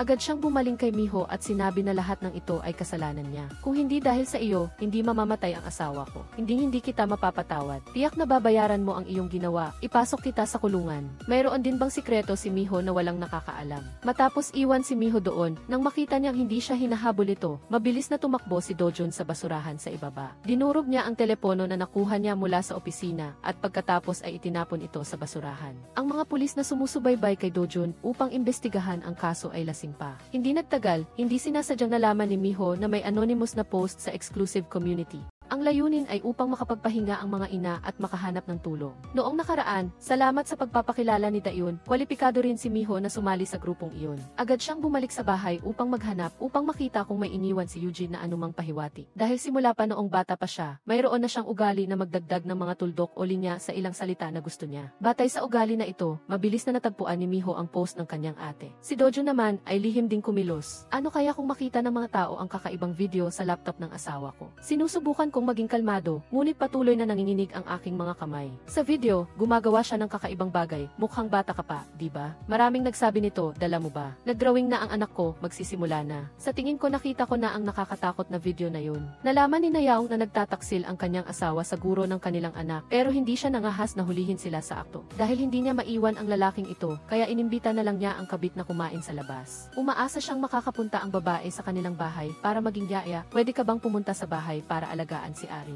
Ang yaya ko bigla na lang umalis, talagang hindi madali para sa akin mag-isa. Sa harap ng imbitasyon ni Nayaong, natural lang na pumayag ang kabit na may masamang balak. Kinabukasan, bago pumasok sa bahay, binura pa rin ng asawa ang mga mensahe nila ng kabit tulad ng dati. Gayunpaman, hindi niya inaasahan na makikita niya ang kanyang kabit sa loob ng bahay. Umuwi ka na ba? Hindi lang iyon ang plano ni Nayaong. Mamaya, balak niyang magkasama-sama silang lahat para kumain. Walang nagawa si Chanam kundi ngumiti ng mapait at pumayag. Ngunit nang ibigay ni Nayaong ang damit na ipapapalit niya, biglang natakot si Chanam. Nagdahilan siyang nakalimutan niya na mailakad siya kasama ang kanyang mga kaibigan at sinabing uwi lang siya para magpalit ng damit. Gusto niyang iwasan ang awkward na hapunan, pero paano niya hahayaan si Chanam na magawa ang gusto niya? Sinabi niya na tinawagan na niya ang kaibigan ng kanyang asawa. Sabi niya, wala raw siyang lakad ngayon habang hindi alam ni Chanam kung paano iiwas. Saktong-sakto, tumawag si Miho kaya agad na sinunggaban ni Chanam ang pagkakataon. Bago pa man matapos ang sinasabi niya, agad siyang nag-alok na siya ang hahawak ng kaso. At sa ngayon, makikipagkita siya para tulungan siyang ayusin ang ilang bagay. Nagulat si Miho sa ginawa niya. Sinadya ni Nayaong na iwan ang 2 guhit na pregnancy test sa banyo. Pagkatapos, masaya siyang nagdala ng soft drinks para sa kabit at sa kanyang anak na babae. Naghanda pa siya ng hapunan para sa kanila. Nagtaka ang kabit at tinanong si Nayaong kung bakit hindi siya kumakain at sinubuan lang ang kanyang anak na babae. Bukod pa rito, ilang araw na siyang ganito. Ipinaliwanag niya na hinihintay niya ang kanyang asawa para kumain dahil kung kakain siya mag-isa, masakit sa pakiramdam ng kanyang asawa.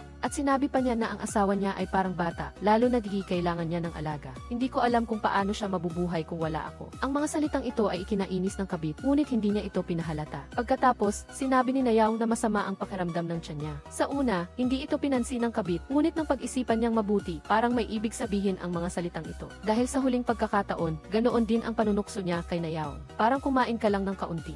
Ako, masama ang pakiramdam ng tiyan ko nitong nakaraang araw. Pero hindi ka rin naman kumain ng marami. Masama rin ang pakiramdam ng tiyan ko nitong nakaraang araw. Naalala ng kabit na sinabi niya noon na masama ang pakiramdam ng tiyan niya. May tinatago ba sa kanya si Chanam? Ayaw niyang maniwala sa katotohanan ito. Bigla siyang nawala ng gana kumain. Galit na pumasok ang kabit sa banyo para kumalma. Hindi niya inaasahan na makikita niya ang 2 pulang guhit na pregnancy test na iniwan ni Nayaong doon. Nagalit siya pero kailangan niyang magpigil. Pagkatapos ng lahat, isa lang siyang kabit. Galit siyang tumitig kay Nayaong. May problema ka ba? Bigla akong masama ang pakiramdam. Aalis na ako. Lumalabas na lahat ito ay plano ni Nayaong. Kinuha niya ang pregnancy test sa maternity hospital. Ang layunin ay para isipin ng asawa niya na siya ay buntis. At tulad ng inaasahan, pagkaalis ng kabit sa bahay, galit siyang tinawagan ang kanyang nobyo. Dahil siya rin ay buntis. Paanong biglang nabuntis ang babaeng iyon? Hindi ba sinabi mong hindi mo siya ginalaw? Kaya paano siya nabuntis? Ano ba talaga ang gagawin mo? Huwag kang mainip, tatawagan kita mamaya. Ang numerong tinawagan mo ay hindi muna makontak. Tuwang-tuwa si Dojun na nakahiga sa kama. Naghihintay na matapos maligo ang babae. Handa na siyang mag-unlock ng mga bagong props. Ngunit bigla siyang bumangon mula sa kama dahil sa isang tawag. Sinabi ng abogado sa kanya na si Miho ay makikilahok din sa party mamayang gabi. Biglang nawala ng gana si Dojun na maglaro. Nagmamadali siyang bumalik sa villa, natatakot na baka may mangyari habang habang inaalagaan ni Miho ang dalawang bata. Pagkapasok niya sa silid, nakita niyang puno ng impormasyon na may kaugnayan sa kaso ng kanyang asawa ang dingding. Hindi siya mukhang walang alam. Ito ay ikinabahala ni Dojun. Galit niyang pinunit ang lahat ng impormasyon sa dingding. Sa kabilang banda, dinala ni abogadong Chanam si Miho sa party. Bukod sa asawa ni Cheonga, may dalawa pang tatay. Nang malaman nilang gusto ni Miho na marinig ang tungkol kay Dojun, lahat sila ay ngumiti ng may masamang balak. Si Miho ay napakadesidido at uminom siya agad ng 3 baso pagdating niya. Kahit na ayaw nilang magbunyag ng marami, nagbigay pa rin sila ng ilang kapaki-pakinabang na impormasyon. Hindi pa nagtatagal, bigla ang inilipat ni Dojun ang kanyang villa sa pangalan ng kanyang asawa. Bakit? Siguro nahuli siya ng kanyang asawa. Ano ba talaga ang ginawa niyang mali para ibigay ang kanyang bilyong-bilyong bahay? Magkano kaya ang gift tax? Alam ni Miho na narito lang siya para maging katatawanan ng mga lalaking ito. Ayaw na nilang magbigay ng mas maraming impormasyon. Kaya umalis na siya. Hindi niya inaasahan na pagkaalis ni Miho, nagsimula na silang mag-usap ng masigla. Hindi ba kakaiba ang ugali ni Dojun at mahilig pa siyang mag-record ng video? Siguro nahuli siya, kaya inilipat niya ang bahay sa pangalan ng kanyang asawa. Sino ang mag-aakalang sinadya ni Miho na umalis at biglang bumalik, kaya nabigla ang lahat. Nagkunwari siyang nakalimutan niya ang kanyang telepono at naka-on ang recording mode nito. Nagpanggap din si Chanam na nanonood ng grammar. Pagkatapos, agad niyang ipinagbigay alam ang balitang ito kay Dojun. Ito ay ikinabahala niya dahil iniisip niya na mas maaga o mas huli ay magkakaroon ng problema sa pag-imbestiga ni Miho sa kanya. Kaya tinanong ni Chanam si Dojun kung may iba pa siyang tinatagong sikreto sa lahat. Agad na nagbago ang kulay ng kanyang mukha pagkatapos marinig ito. Nasabi ko na sa iyo ang lahat, kahit ano paman, trabaho mo iyan. Para mapanatili ang isang malaking sikreto, kailangan mong ibunyag ang maliliit na sikreto. Huwag ka munang maghinuha, hindi mo alam kung anong hawak ko. Kahit ano paman, mukhang napakabigat ng babaeng sige ang Miho. Huwag kang mag-alala, ako na ang bahala sa kanya. Habang nag-aalala si Dojun dahil ayaw siyang bitawan ni Miho, sa oras na ito, nakahanap na si Miho ng isang hacker para i-crack ang password ng list. At kasabay nito ay nakita niya ang nakakasuklam na video niya. Naalala niya na nakita rin ang kanyang anak na si Eugene ang nilalaman nito. Mas lalong naawa si Miho sa bata at naisip niyang ito ang dahilan kung bakit inalis ni Dojun ang kanyang ate. Kaya galit siyang pumunta sa kanya na hawak ang eats. Tinanong niya ito kung ito ang dahilan ng pag-aaway nila ni Eugene. At pinatay niya ito. Akala ni Dojun na may nalaman na si Miho. Iyon pala ay tungkol pa rin sa walang kabuluhang bagay na ito. Naisip ni Miho na yumuko siya dahil nagsisisi siya pagkatapos niyang mabisto. Sinabi pa niya na ibibigay niya ang ESP sa pulisya. Pinayuhan niya si Dojun na kung nag-aalala siya sa kanyang mga anak, dapat siyang sumuko. Hindi siya pinansin nito. Ang sabi niya, matagal nang alam ng pulisya ang tungkol dito. Ang issue tungkol sa video at kay Eugene ay naayos na. At ibinigay niya ang villa at ang pamamahala ng pondo sa kanya. Bakit siya gagawa ng masama sa kanyang asawa dahil lang sa lumang isyong ito? Sa huli, binalaan niya si Miho na huwag mag-aksaya ng oras sa mga bagay na hindi naman niya dapat problemahin. Ngunit naniniwala pa rin siyang may tinatago si Dojun. Kung hindi dahil sa video, siguradong may ibang dahilan. Bukod pa rito, bakit siya pinaratangan na nakikipagsabuatan sa kanya? Hinabol siya ni Miho para magtanong ng mas malinaw. Hindi niya inaasahan na biglang nagalit si Dojun. Sinasabing ang totoong dahilan ng pagkamatay ni Eugene ay dahil kay Miho. Ito ay dahil sa paglitaw niya. Natakot si Eugene na mabubunyag ang kanyang nakaraan.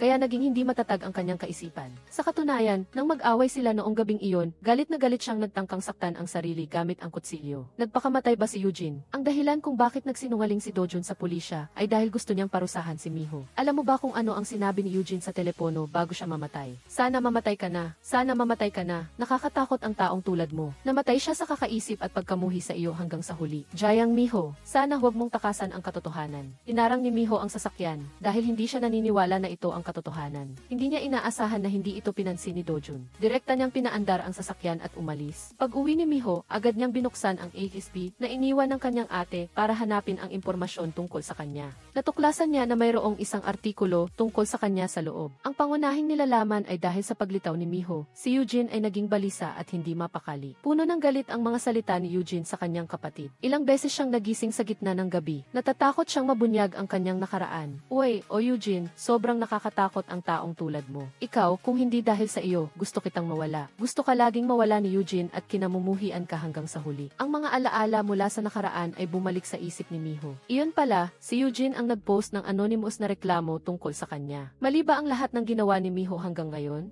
Nararamdaman din niya na parang siya na lang ang may pagmamahal sa kanyang ate. Pakiramdam niya ay gumuho ang kanyang mundo. Umupo si Miho sa isang sulok sa silid. Masakit para sa kanya na magdesisyon na pabayaan na ang tungkol kay Eugene. Kinabukasan, tumawag muli ang lolo. Sinasabi na walang tigil sa pag-iyak ang dalawang bata. Hindi niya rin alam ang gagawin. Umaasa siyang makakapunta si Miho doon. Nakakatuwa naman. Bakit hindi umuwi si Dojun para alagaan ang kanyang mga anak pagkalabas niya sa ospital? Sa halip, araw-araw siyang natutulog sa hotel. Hindi ba niya mga tunay na anak ang dalawang bata? Bukod pa rito, mukhang gumastos pa si Dojun ng malaking halaga para ayusin ang isang bagay. Bilisan mo at ayusin mo na ito. Sa ganoong paraan, sulit ang perang ginastos ko. Siyempre, wag mong banggitin ang tungkol dyan. Naiintindihan mo ba? Habang inaayos ni Miho ang kanyang gamit at naghahanda siyang umalis ng bahay, bigla siyang may nakitang isang pakete sa harap ng pinto. Nakasulat sa ibabaw na galing ito kay Sim Hae-jung para kay Eugene. Samantala, tinatanong ni Dojun si Sim Hae-jung kung kilala ba niya ang taong nasa larawan. Sinulyapan lang ito ng matandang babae at sinabing hindi niya kilala. Sinabi niya na maraming tao ang nagtatrabaho dito at umalis agad. Hindi niya matandaan ang lahat ng iyon. Pagkasabi nito, tumayo siya at umalis. Hindi inaasahan na biglang tinawag ni Dojun ang kabilang partido na biyenan. Agad na lumingon ang matandang babae. Siya ba ang tunay na ina ni Eugene? Sa parehong oras, binuksan din ni Miho ang pakete. Sa loob ay may isang susi at isang card. Ito ang bagay na ipinagpalit ko para sa buhay ko. Biglang may isang pakete na puno ng syrup sa harap ng pinto. Kinuha ito ni Miho at natuklasan na matagal nang tinanggap ng kanyang ate ang bagay na ito. Sa loob ay may isang susi at isang sulat kamay na card. Ang bagay na ito ay ipinadala ng isang babae na nagngangalang Sim Hae-jung mula sa isang massage parlor. Pumasok si Miho at nakita ang matandang babae na nakaupo doon. Mukhang hindi niya gusto ang mga taong nakadamit ng disente tulad nito. Gusto na niyang paalisin si Miho matapos magsalita ng ilang pangungusap. Galit na umalis si Miho. Muntikan na niyang makalimutang tanungin ang matandang babae kung kilala niya ang isang taong nagngangalang Sim Hae-jung. Nang marinig niya ito, natigilan siya sa kinatatayuan niya. Hindi sumagot ang matandang babae. Sa halip, tinanong niya si Miho kung ano ang gagawin niya.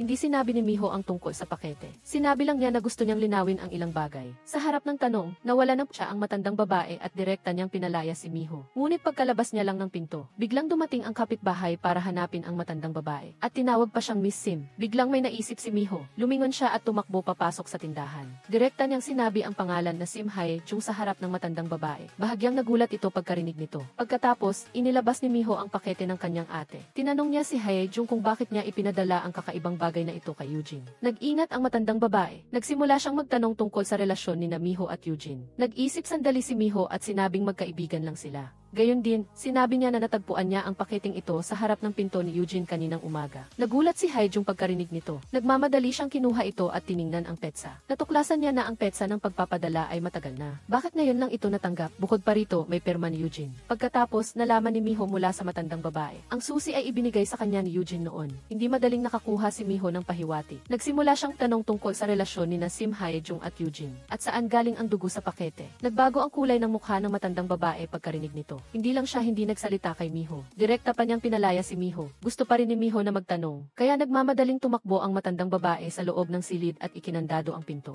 Lumalabas na bago pa man dumating si Miho. Nauna nang dumating si Dojun. At binigyan niya si Sim Hae-jung ng kaunting pera para magtrabaho para sa kanya. Ngunit sinabi ng matandang babae na maliit lang ito. Hindi niya ipagbebenta ang kanyang anak dahil sa maliit na halaga ng pera. Inaasahan na ito ni Dojun. Kaya binigyan niya ang matandang babae ng isang liham. Binuksan niya ito at tiningnan. Pagkakita niya sa larawan, biglang dumilim ang kanyang mukha. Nagsimulang sabihin ni Dojun ang kanyang layunin. Kung may isang taong nagngangalang Giang Miho na maghahanap sa kanya sa panahong ito. Sinabihan niya ang matandang babae na huwag magsalita. Pagkaalis ni Miho, agad siyang tumawag kay Dojun. Sinabi niya na pumunta si Miho para hanapin siya ngayon. At ipinaalam niya na alam na ni Miho ang pagkakaroon ng susi. Nagalit si Dojun pagkarinig nito. Sinisi niya ang matandang babae sa pagpapadala ng courier. Ngunit ipinaliwanag ng matandang babae na matagal na niyang ipinadala ang pakete. Tinanggap ni Eugene ang pakete noong panahong iyon. Dapat na siyang mag-alala ngayon kung sino ang sadyang naglagay nito doon. Tinanong muli ng matandang babae kung may tinatago siya sa kanya. Tila may naaalala si Dojun. Galit na galit siyang nagmura. Matapos patayin ng matandang babae ang tawag. Naalala niya na sinabi ni Miho na ang pakete ay ipinadala noong ika-negatibo 4 ng Disyembre. Kaya nagsimula siyang tingnan ang impormasyon ng order sa kanyang telepono. Malinaw na nakasaad sa itaas na natanggap ng kabilang partido ang pakete noong ika-negatibo 5 ng Disyembre.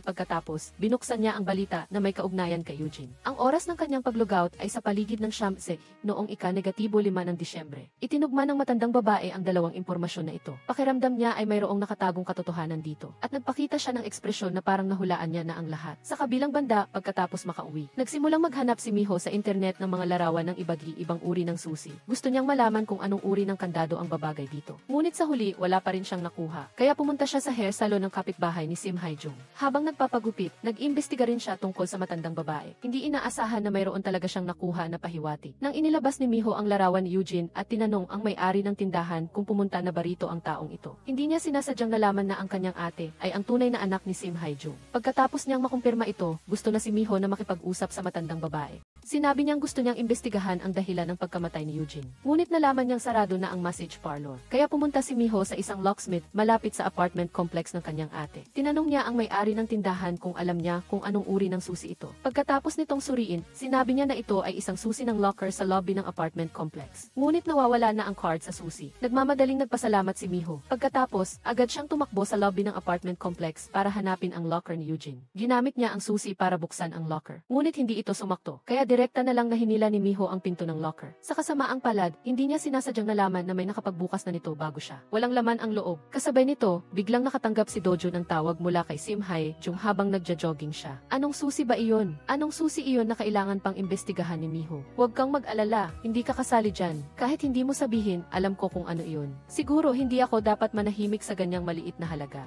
Hoy, sino ang naglagay ng courier sa harap ng bahay ni Eugene? Mayroon pa bang ibang tao sa pinangyarihan noong araw na iyon? Baka, ang bola mo, tumahimik ka, ipagpapalit mo ba ang buhay ng iyong anak na babae? Kung tatawag ka pa muli para dito, sisiguraduhin kong papatayin kita ng tahimik. Nagalit si Dojun at agad na pinatay ang telepono. Pagkatapos ay kinuha niya ang kanyang telepono at hinanap ang misteryosong tao na iyon. Sa kabilang banda, walang nahanap si Miho. Nang aalis na siya, bigla siyang tumakbo sa isa pang security locker sa tabi. Sinimulan niyang subukan ang bawat lock isa-isa. Kasabay nito, nagpadala si Dojo ng mensahe sa misteryosong tao. Sinisisi niya ito sa sadyang pagpapadala ng pakete, kaya naging komplikado ang lahat. Ngunit sinabi ng misteryosong tao na ito ay ang parusa na dapat niyang tanggapin, dahil hindi siya tumupad sa kanyang pangako. Ngayon, gusto niyang makita ang kanyang balisa na mukha. Nagalit si Dojun. Sinasabi na siya ang talagang pumatay sa kanyang asawa. Kasabay nito, natagpuan din ni Miho ang locker na tumutugma sa susi. Agad niyang gustong malaman kung ano ang nasa loob. Sa totoo lang, hindi si Dojun ang tunay na kriminal. Noong gabing iyon, may ikatlong tao na nagtatago sa likod ng pinto. Dahil si Eugene ay anak sa labas ng kanyang bagong asawa. Para protektahan ang karangalan ng kanyang anak na babae, gumawa pa ang ina ni Miho ng mga chismis tungkol kay Eugene. Sinasabing si Eugene ay talagang isang babaeng masama. Bukod pa rito, si Eugene din ang naglagay ng 3 bulete sa bag ni Miho. Kumalat ang chismis sa buong paaralan. Hindi matiis ni Eugene at gusto niyang gamitin ang kanyang buhay para patunayan ang kanyang kalinisan. Buti na lang, nang malapit na siyang tumalon, iniligtas siya ng kanyang guro. Dahil sa insidenteng ito, napilitang umalis si Eugene sa paaralan. Sumigaw siya ng malakas na gusto niyang ibunyag ang tunay na mukha ng kanyang stepmother. Ngunit itinuring siya ng mga tao sa paligid na baliw. Hindi rin alam ni Miho kung ano ang ginawa ng kanyang ina. Pagkatapos, nahirapan ang negosyo ng ama ni Eugene. Nalugi ang pabrika, kaya nagpakamatay siya. Direkta siyang pinuntahan ng mga pinagkakautangan para kunin ang lahat ng mahahalagang bagay sa bahay. Nang pakiramdam ni Eugene na wala na siyang magagawa, tinawagan niya si Miho. Ngunit, hindi sinagot ni Miho ang tawag. Sa halip, lumapit ang kanyang stepmother para ibuli si Eugene. Pagkatapos niyang bigyan ng kaunting pera, agad niyang kinuha ang pera ng ama ni Eugene. Noong panahong iyon, desperado si Eugene at nagtangkang magpakamatay. Ngunit sa huli ay pinili niyang magpatuloy na mabuhay ng matatag at nanirahan siya sa massage parlor ng kanyang tunay na ina sa loob ng 2 taon. Kaya natatakot siyang malaman ng iba ang kanyang nakaraan. Natatakot siya sa mapanghusgang tingin ng ibang tao. At the same time, I craved a happy home. Eugene's birth mother is also the Madam Sim Hae Jung. She tells Miho about things in the past. It was only then that Miho realized that she herself was also one of the perpetrators. At first she didn't know anything, because she always lived under her mother a protection. She unintentionally said things that hurt Eugene. Miho frantically ran to the nursing home. She was determined to find her birth mother and ask her for the truth. When the mother saw Miho appear, she was extremely surprised. She thought her daughter had come to visit her. Miho directly pushed her out with the speed of an altar, making the mother who was walking with difficulty so scared that she stood up straight. Sinampal niya agad si Miho. Galit na sinisi ang anak kung paano niya ito nagawa sa kanya. Gayunpaman, ang sumunod na tanong ni Miho ay nagpabigla sa kanya. Tinanong niya ang kanyang ina kung siya ba ang third party na sumira sa pamilya ng iba. Ang katahimikan ng ina ay nagpakilala sa lahat kay Miho. Kaya pala totoo ang lahat ng sinabi ng nanay ni Eugene. Hindi niya maintindihan ang kanyang ina. Malinaw na siya mismo ang third party na sumira sa pamilya ng iba. Ngunit direktang ibinuhos ang maruming tubig sa lehitimong asawa at nagpakalat pa ng mga walang batayang chismis tungkol kay Eugene.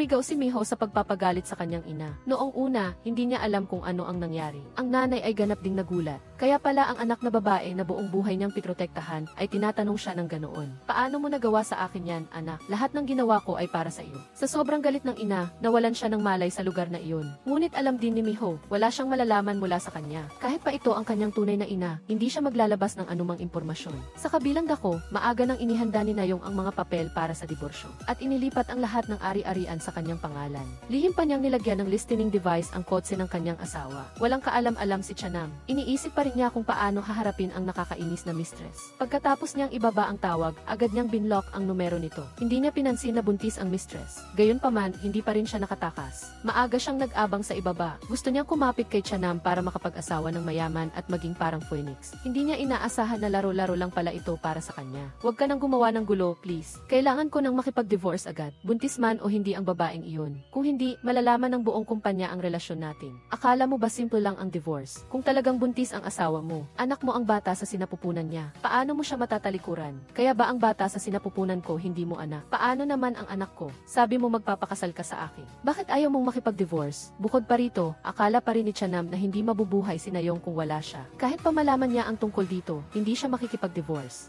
Patuloy na nililin lang ni Chanam ang mistress. Alam kong buntis ka, hindi makikipag-divorce ang asawa ko. Kahit pa mawala ang anak mo, hindi pa rin ako makikipag-divorce. Bukod pa rito, hindi ka dapat umalis sa tabi ko. Sa tingin mo, kanino ang karapatang pumili ngayon? Hindi alam ni Chanam na narinig ni Nayong ang lahat ng kanilang pinag-uusapan. Matapos magbigay ng huling mensahe sa mistress, umalis si Chanam ng walang pag-aalinlangan. Hindi kita patatawarin. Hindi niya alam na narinig na ni Nayong ang lahat. Pagkatapos nito, agad siyang tumawag. Ngunit pagkababa niya ng telepono, bigla siyang nakaramdam ng pagduduwal.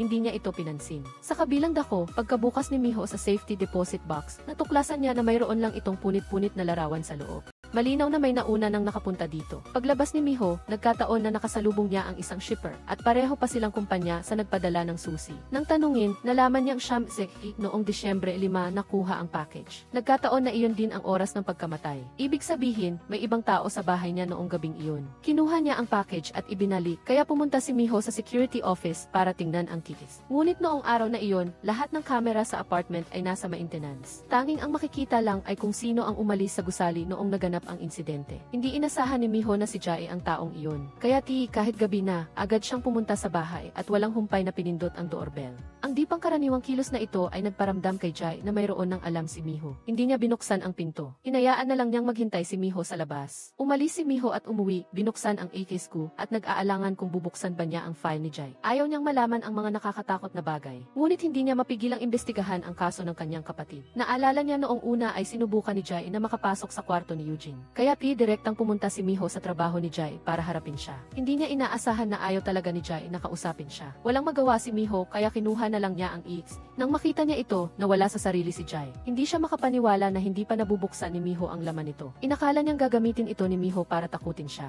Nalaman na lang ni Miho na inampon ni Jai ang kanyang anak. Ngunit itinuring niya ito bilang tunay na anak. Sana ay walang makakaalam ng katotohanan. Kaya sinikap niyang itago ito. Pagkatapos, nag-away si Jai at si Eugene noong araw ng kanilang performance. Sa galit ni Jai, nagpakalat siya ng chismis na sinasaktan ni Eugene ang kanyang anak. Bilang resulta, kinabukasan, hinanap siya ni Eugene at sinabing huwag siyang magsalita ng kung ano-ano. Gayunpaman, hindi ito ang gusto ni Miho na marinig. Bakit mo kinuha ang package at ibinalik? Iyon ang ipinagtataka ko. Package. Tungkol sa delivery package ba ang sinasabi mo? Ano ba ang package na iyon? Ano to? Nang makita niyang hindi umamin si Jai, ipinakita ni Miho ang video mula sa security office. Ngunit sinabi pa rin ni Jai na hindi niya kinuha ang package. Noong araw na iyon, pumunta lang siya para hanapin ang ibang mga nanay. Nang makita ni Jai ang mukha ni Miho na hindi naniniwala, tiniyak niya na totoo ang sinasabi niya. Ngunit bigla siyang may naalala. Tama. Noong sumakay ako ng elevator, nakasalubong ko ang asawa ni Cheong Ha sa isa 0D floor. Ano? Ang asawa ni Cheong Ha? Si Dujung ay nakaupo sa harap ng computer ng kanyang asawa. Hindi niya sinasadya na makita ang isang itim na beast. Dahil sa sobrang kuryosidad, binuksan niya ito. Sa loob ay may audio recording sa pagitan ni Eugene at ng killer na si Bem Dujung. Bago pa matapos ang pakikinig, bumalik na siya. Nagmamadaling tumakbo si Eugene patungo sa parking lot na may dalang maraming gamit. Nagkataon na nakita ito ni Jai. Dahil sa kuryosidad, agad siyang sumunod. Natuklasan niya na inilalagay ni Eugene ang maraming painting ng kanyang anak at ang itim na BSB sa isang safety deposit box. Sa loob nito ay isang audio recording kung saan umupa siya ng tao para patayin ang kanyang asawa. Kaya, sinubukan ni Jai na gamitin ito para makipag-ugnayan kay Dujung. Noong una, hindi siya interesado. Ngunit nang marinig niya ang tungkol sa itim na BSB, naging alisto siya. Gayunpaman, nang bumalik si Jai para kunin ang itis, nawala na ito. Marahil ay naramdaman ni Eugene na hindi ito ligtas doon kaya kinuha na niya. Dahil sa sitwasyon, nagpanggap na lang si Jai na kalmado at sinabi kay Dujung na ibigay muna ang pilak na beast. Dahil sa loob nito ay may bagay na kinatatakutan niya. Sa totoo lang, wala sa kanila ang may eats. Nagkataon naman na biglang bumalik si Eugene sa bahay. Dali-daling hinila ni Dujung si Jai para magtago sa isang sulok. Hindi niya inaasahan na babalik si Eugene para harapin ang kanyang asawa. Galit siya sa lalaking ng insulto sa kanyang anak. Nagtago si Jai sa likod ng pinto at narinig ang pag-aaway ng dalawa. Sa sandali sandaling iyon, biglang nag-doorbell si Miho. Ayaw ni Eugene na madamay ang kanyang kapatid sa bagay na ito. Kaya binuksan niya ang pinto at pinagalitan siya. Pagkatapos ay agad na isinara ang pinto. Hindi niya inaasahan na ito na ang huli nilang pagkikita. Sa gitna ng pagtatalo, ginamit ni Dojung ang kutsilyo para patayin si Eugene. Nakita ni Jae ang lahat habang nagtatago sa likod. Ngunit hindi siya tumawag sa pulis. Dahil noon pa man ay naiinggit na siya kay Eugene. Pareho silang galing sa hirap, base sa ano na nabuhay si Eugene ng isang marangyang buhay. Hindi matanggap ni Jae na gamitin ito para takutin si Dojung. Hiningi niya na bigyan siya ng 300 milyong won bilang pampatahimik. Mula noon, naging kasabwat na silang dalawa. Kaya bakit naman kailangan patayin ni Dojung ang kanyang asawa? At bakit naman kailangang umupa ni Eugene ang tao para patayin siya? Maaaring nagvideo ang kanyang asawa at ang ibang babae. Ngunit hindi ito sapat na dahilan para patayin siya. Kinuha ni Miho ang punit-punit na painting sa security box at pinabuo sa anak ni Eugene. Nagpinta ang bata ng pamilya na may 5 tao. Ngunit malinaw na 4 lang sila sa pamilya ni Eugene. Nalaman na lang ni Miho na lihim na sinabi ni Eugene sa kanyang anak bago siya ikasal kay Dojung. Nagkaroon siya at ang kanyang dating asawa ng isang anak na babae. Sa sandaling iyon, pumunta rin si Cheong Ha para tapusin ang laban na ito. At ibinigay niya kay Miho ang sikreto ni Eugene na dati niyang nahanap. Kung walang pagbabago, ito ang anak ni Eugene at ng kanyang dating asawa. May isang kakaibang tao na nagspray ng pintura at nagmumura kay Miho sa ibaba ng apartment. Lumapit si Miho at hinawakan siya. Gusto niyang makipag-usap ng maayos. Hindi niya inaasahan na masyadong mainit ang ugali ng babae. Kami lang ba ang mga anak mo, ha? Bakit yung 2 bata lang ang inaalagaan mo? Paano naman ako? Tatapusin kita. Tatapusin ko ang buong pamilya mo. Napansin ni Miho na maihawig sa mukha ni Eugene ang babae sa harap niya. Kaya pala, hanggang ngayon ay hindi pa nakikita ni Zua ang kanyang ina. Kaya bilihim siyang sumunod sa kanyang lola. Inakala niya na si Miho ang kanyang tunay na ina. Dahil sa panahong ito ay inaalagaan ni Miho ang 2 bata. Kaya lalo pang naniwala si Zua sa kanyang hinuha. Nang marinig niya ang paliwanag ni Miho, nalaman niya na patay na ang kanyang tunay na ina. Ano? Patay na siya? Sayang naman, hindi ko man lang siya masasamahan sa kabilang buhay. Habang tinitingnan ang kaawa-awang babae sa harap niya, lalo lang siyang nalungkot. Gustong-gusto pa rin ni Zua na marinig ang kwento tungkol sa kanyang ina. Gusto niyang malaman kung bakit siya nawala. Wala nang nagawa si Miho. Nasiyahan ang bata. Sa kabilang dako, nakatanggap din si Dojo ng balita. Dali-dali siyang umuwi. Lahat ng kanyang sikreto ay may kinalaman kay Zua. Kasabay nito, nakita na rin niya ang larawan ng kasal ng kanyang ina. Hindi makapaniwala si Zua at itinuro ang larawan. Ang lalaking ito ba ang asawa ng aking tunay na ina? Bitawan mo ako. Zua, bitawan mo. Bitawan mo ako. Zua, bitawan mo ako. Kilala mo siya, di ba? Hindi ko siya kilala. Hindi ko siya kakilala. Hindi ko pa siya nakikita. Wala akong ginawa. Magkasama kaming kumain at binilhan niya ako ng bag. Sinama niya rin ako sa scene. Gusto ko siya dahil gwapo siya at napakagalante. Sayang, narinig ni Dojun ang lahat mula sa labas. Alam niyang sa huli ay malalantad din ang lahat. Kaya galit na galit siyang tumawag. Hiniling niya sa kabilang partido na agad na asikasuhin si Miho. Sa wakas, nalaman na rin ni Miho ang tunay na dahilan ng kilos ni Dojun. Agad niyang ipinadala ang lahat ng impormasyon sa pulisya. Nalaman na lang ni Miho na madalas mag-post si Zua ng mga video online para magkaroon ng mga fans. Naagaw ang atensyon ng isang lalaki. Pagkatapos maging magkasama, nag-record pa sila ng video habang nakikipagtalik. Hindi inaasahan na makita ito ni Eugene. At ang bida pa nito ay ang kanyang anak. Kaya nang mag-away ang mag-asawa, sinaksak ni Dojun si Eugene. Sa sobrang takot, tumakbo siya papasok ng kwarto at tumawag sa emergency. Hindi niya inaasahan na sinundan din siya ni Eugene at sinaksak din siya. Kung nakatawag siya agad sa emergency, hindi sana siya namatay. Gayunpaman, ginapang pa ni Eugene ang kanyang nasugatang katawan para tumakbo kung saan-saan. Nagpanik siya sa paghahanap ng AFSB na mas mahalaga pa sa kanyang buhay. Pagkatapos, sinubukan niyang pigilan ang sakit at pumunta sa balkonahe para tawagan si Miho. Sinabihan niya siya na tulungan siyang burahin ang nilalaman sa loob. Pagkatapos, ginamit niya ang lahat ng kanyang lakas para basagin ang bintana at itapon ang AFSB palabas. Ngunit tuluyan na siyang nanghina, kaya naman nagawa niya ang kakaibang posisyon na nakabitin sa balkonahe. Pagkatapos ihatid ni Miho at ng kanyang kasamahan si Zua sa bahay ng lola niya. Biglang may dumating na motorsiklo mula sa likuran nila. Pagkatapos ihatid ang kasamahan sa ospital. Bumalik si Miho sa bahay ni Eugene at nagsimulang maghanap sa halamanan. Hindi niya alam na nagtatago si Dojun sa likuran at pinapanood siya. Hindi niya inasahan na talagang makikita ni Miho ang itim na beast. Sa sandaling iyon, tuluyan na ring naintindihan ni Dojun ang lahat. Isinaksak ni Miho ang EXB sa computer. Sa loob ay puro larawan ng pamilya ni Eugene noon. At mayroon ding audio recording. Ito ay ang pag-uusap sa pagitan ni Eugene at ng mamamatay tao. Ngunit nang matagumpay na ang kanilang kasunduan, bigla siyang nagsisi. Pagkatapos makarinig ng isang bahagi, labis din ang pagkabigla ni Dojun. Hindi na kailangan. Nagsisisi na ako. Siguro baliw na ako. Paano ko naman upahan ang isang tao para saktan ang aking asawa? Noon lang nalaman ni Dojun na mali ang pagkakaintindi niya sa kanyang asawa. Ngunit wala na siyang kawala. Kinuha niya ang isang bato. Sa sandaling hindi nakatingin si Miho, balak niyang pukpukin siya para kunin ang EXP. Gayunpaman, biglang tumawag ang kasamahan ni Miho. Nang marinig ni Dojun ang ingay, dali-dali siyang umatras. At may naisip na siyang perpektong plano. Maya-maya, nakatanggap si Miho ng tawag mula kay Dojun. Sabi niya, kinidnap daw niya ang panganay na anak ni Eugene. Kung gusto niyang mabuhay, dalhin daw ang EXP sa bodega. Walang pag-aalinlangan na pumasok si Miho. Pagkasakay niya sa kotse, tinutukan na siya ng kutsilyo sa leg. Sinubukan pa rin niyang kumbinsihin siya, pero sinaksak siya ni Dojun. Wala nang nagawa si Miho kundi ibigay ang EXP. Binuksan niya ang telepono ni Miho. Natuklasan niyang nauna na siyang nagpadala ng mensahe sa pulisya. Sa galit niya, sinugod niya si Miho. Agad na nawala ng malay si Miho. Nang hindi makontak si Miho, agad ding sinuri ng lahat ang kamera. Buti na lang, ginamit ni Dojun ang sasakyan ng kapitbahay. Sa loob nito ay may listening device na inilagay ni Nayong para magtipo ng ebidensya. Napansin din ito ni Miho na nakatali sa likod ng upuan.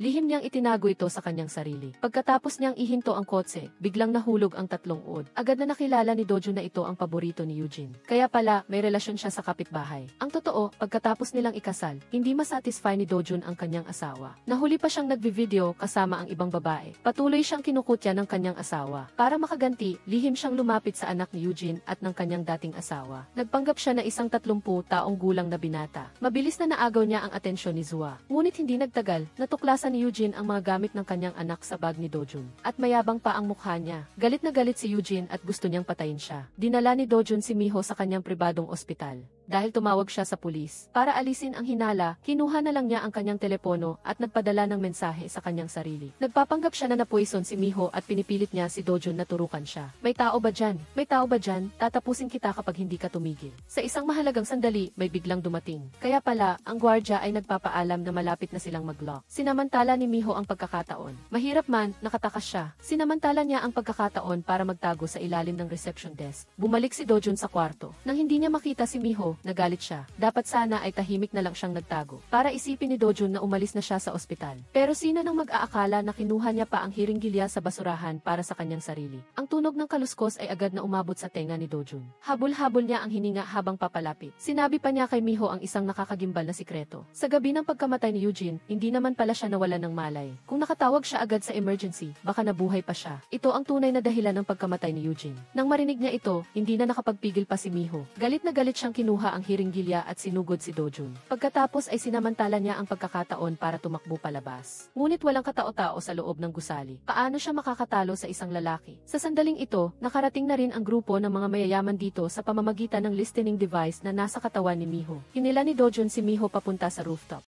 Hinagis niya ang AFP para mapilitan siyang gawin ang lahat. Kasabay nito, tinulak niya si Miho patungo sa bintana. Balak niyang gawing parang nagpakamatay siya. Ginamit ni Miho ang lahat ng kanyang lakas para kumapit sa bintana. Tumigil ka. Sa isang kritikal na sandali, agad na sinipa ni Miho si Dojun. Muntik na siyang mahulog. Matagumpay na nakaligtas si Miho. Si Dojun ay naaresto at kinasuhan. Para mabawasan ang parusa, pumayag si Jai na maging saksi at isumbong si Dojun. Sa kabilang dako, bumalik si Nayong. Natuklasan niyang umiiyak ang mistress sa harap ng kanyang bahay. Sinabi ng mistress sa kanya na in love ako sa isang lalaking may asawa. Ngayon, gusto niya akong pakasalan. Ngunit hindi ito pinapayagan ng aking konsensya. Hindi ko alam kung ano ang gagawin. Alam na alam ni Nayong kung sino ang lalaking tinutukoy ng mistress. Ngunit nagpanggap pa rin siyang umaaliw at tinanong ang mga plano nito. Hinawakan ng mistress ang kanyang tiyan at humagulgol sa iyak. Napakagaling niyang gumanap bilang isang mahinang tia girl. Dahil ayaw ni Chanam na makipag-divorce kay Nayong. Gusto niyang gamitin ang paraan na ito para mag-away ang dalawa at maghiwalay. Ngunit hindi nahulog si Nayong sa kanyang patibong.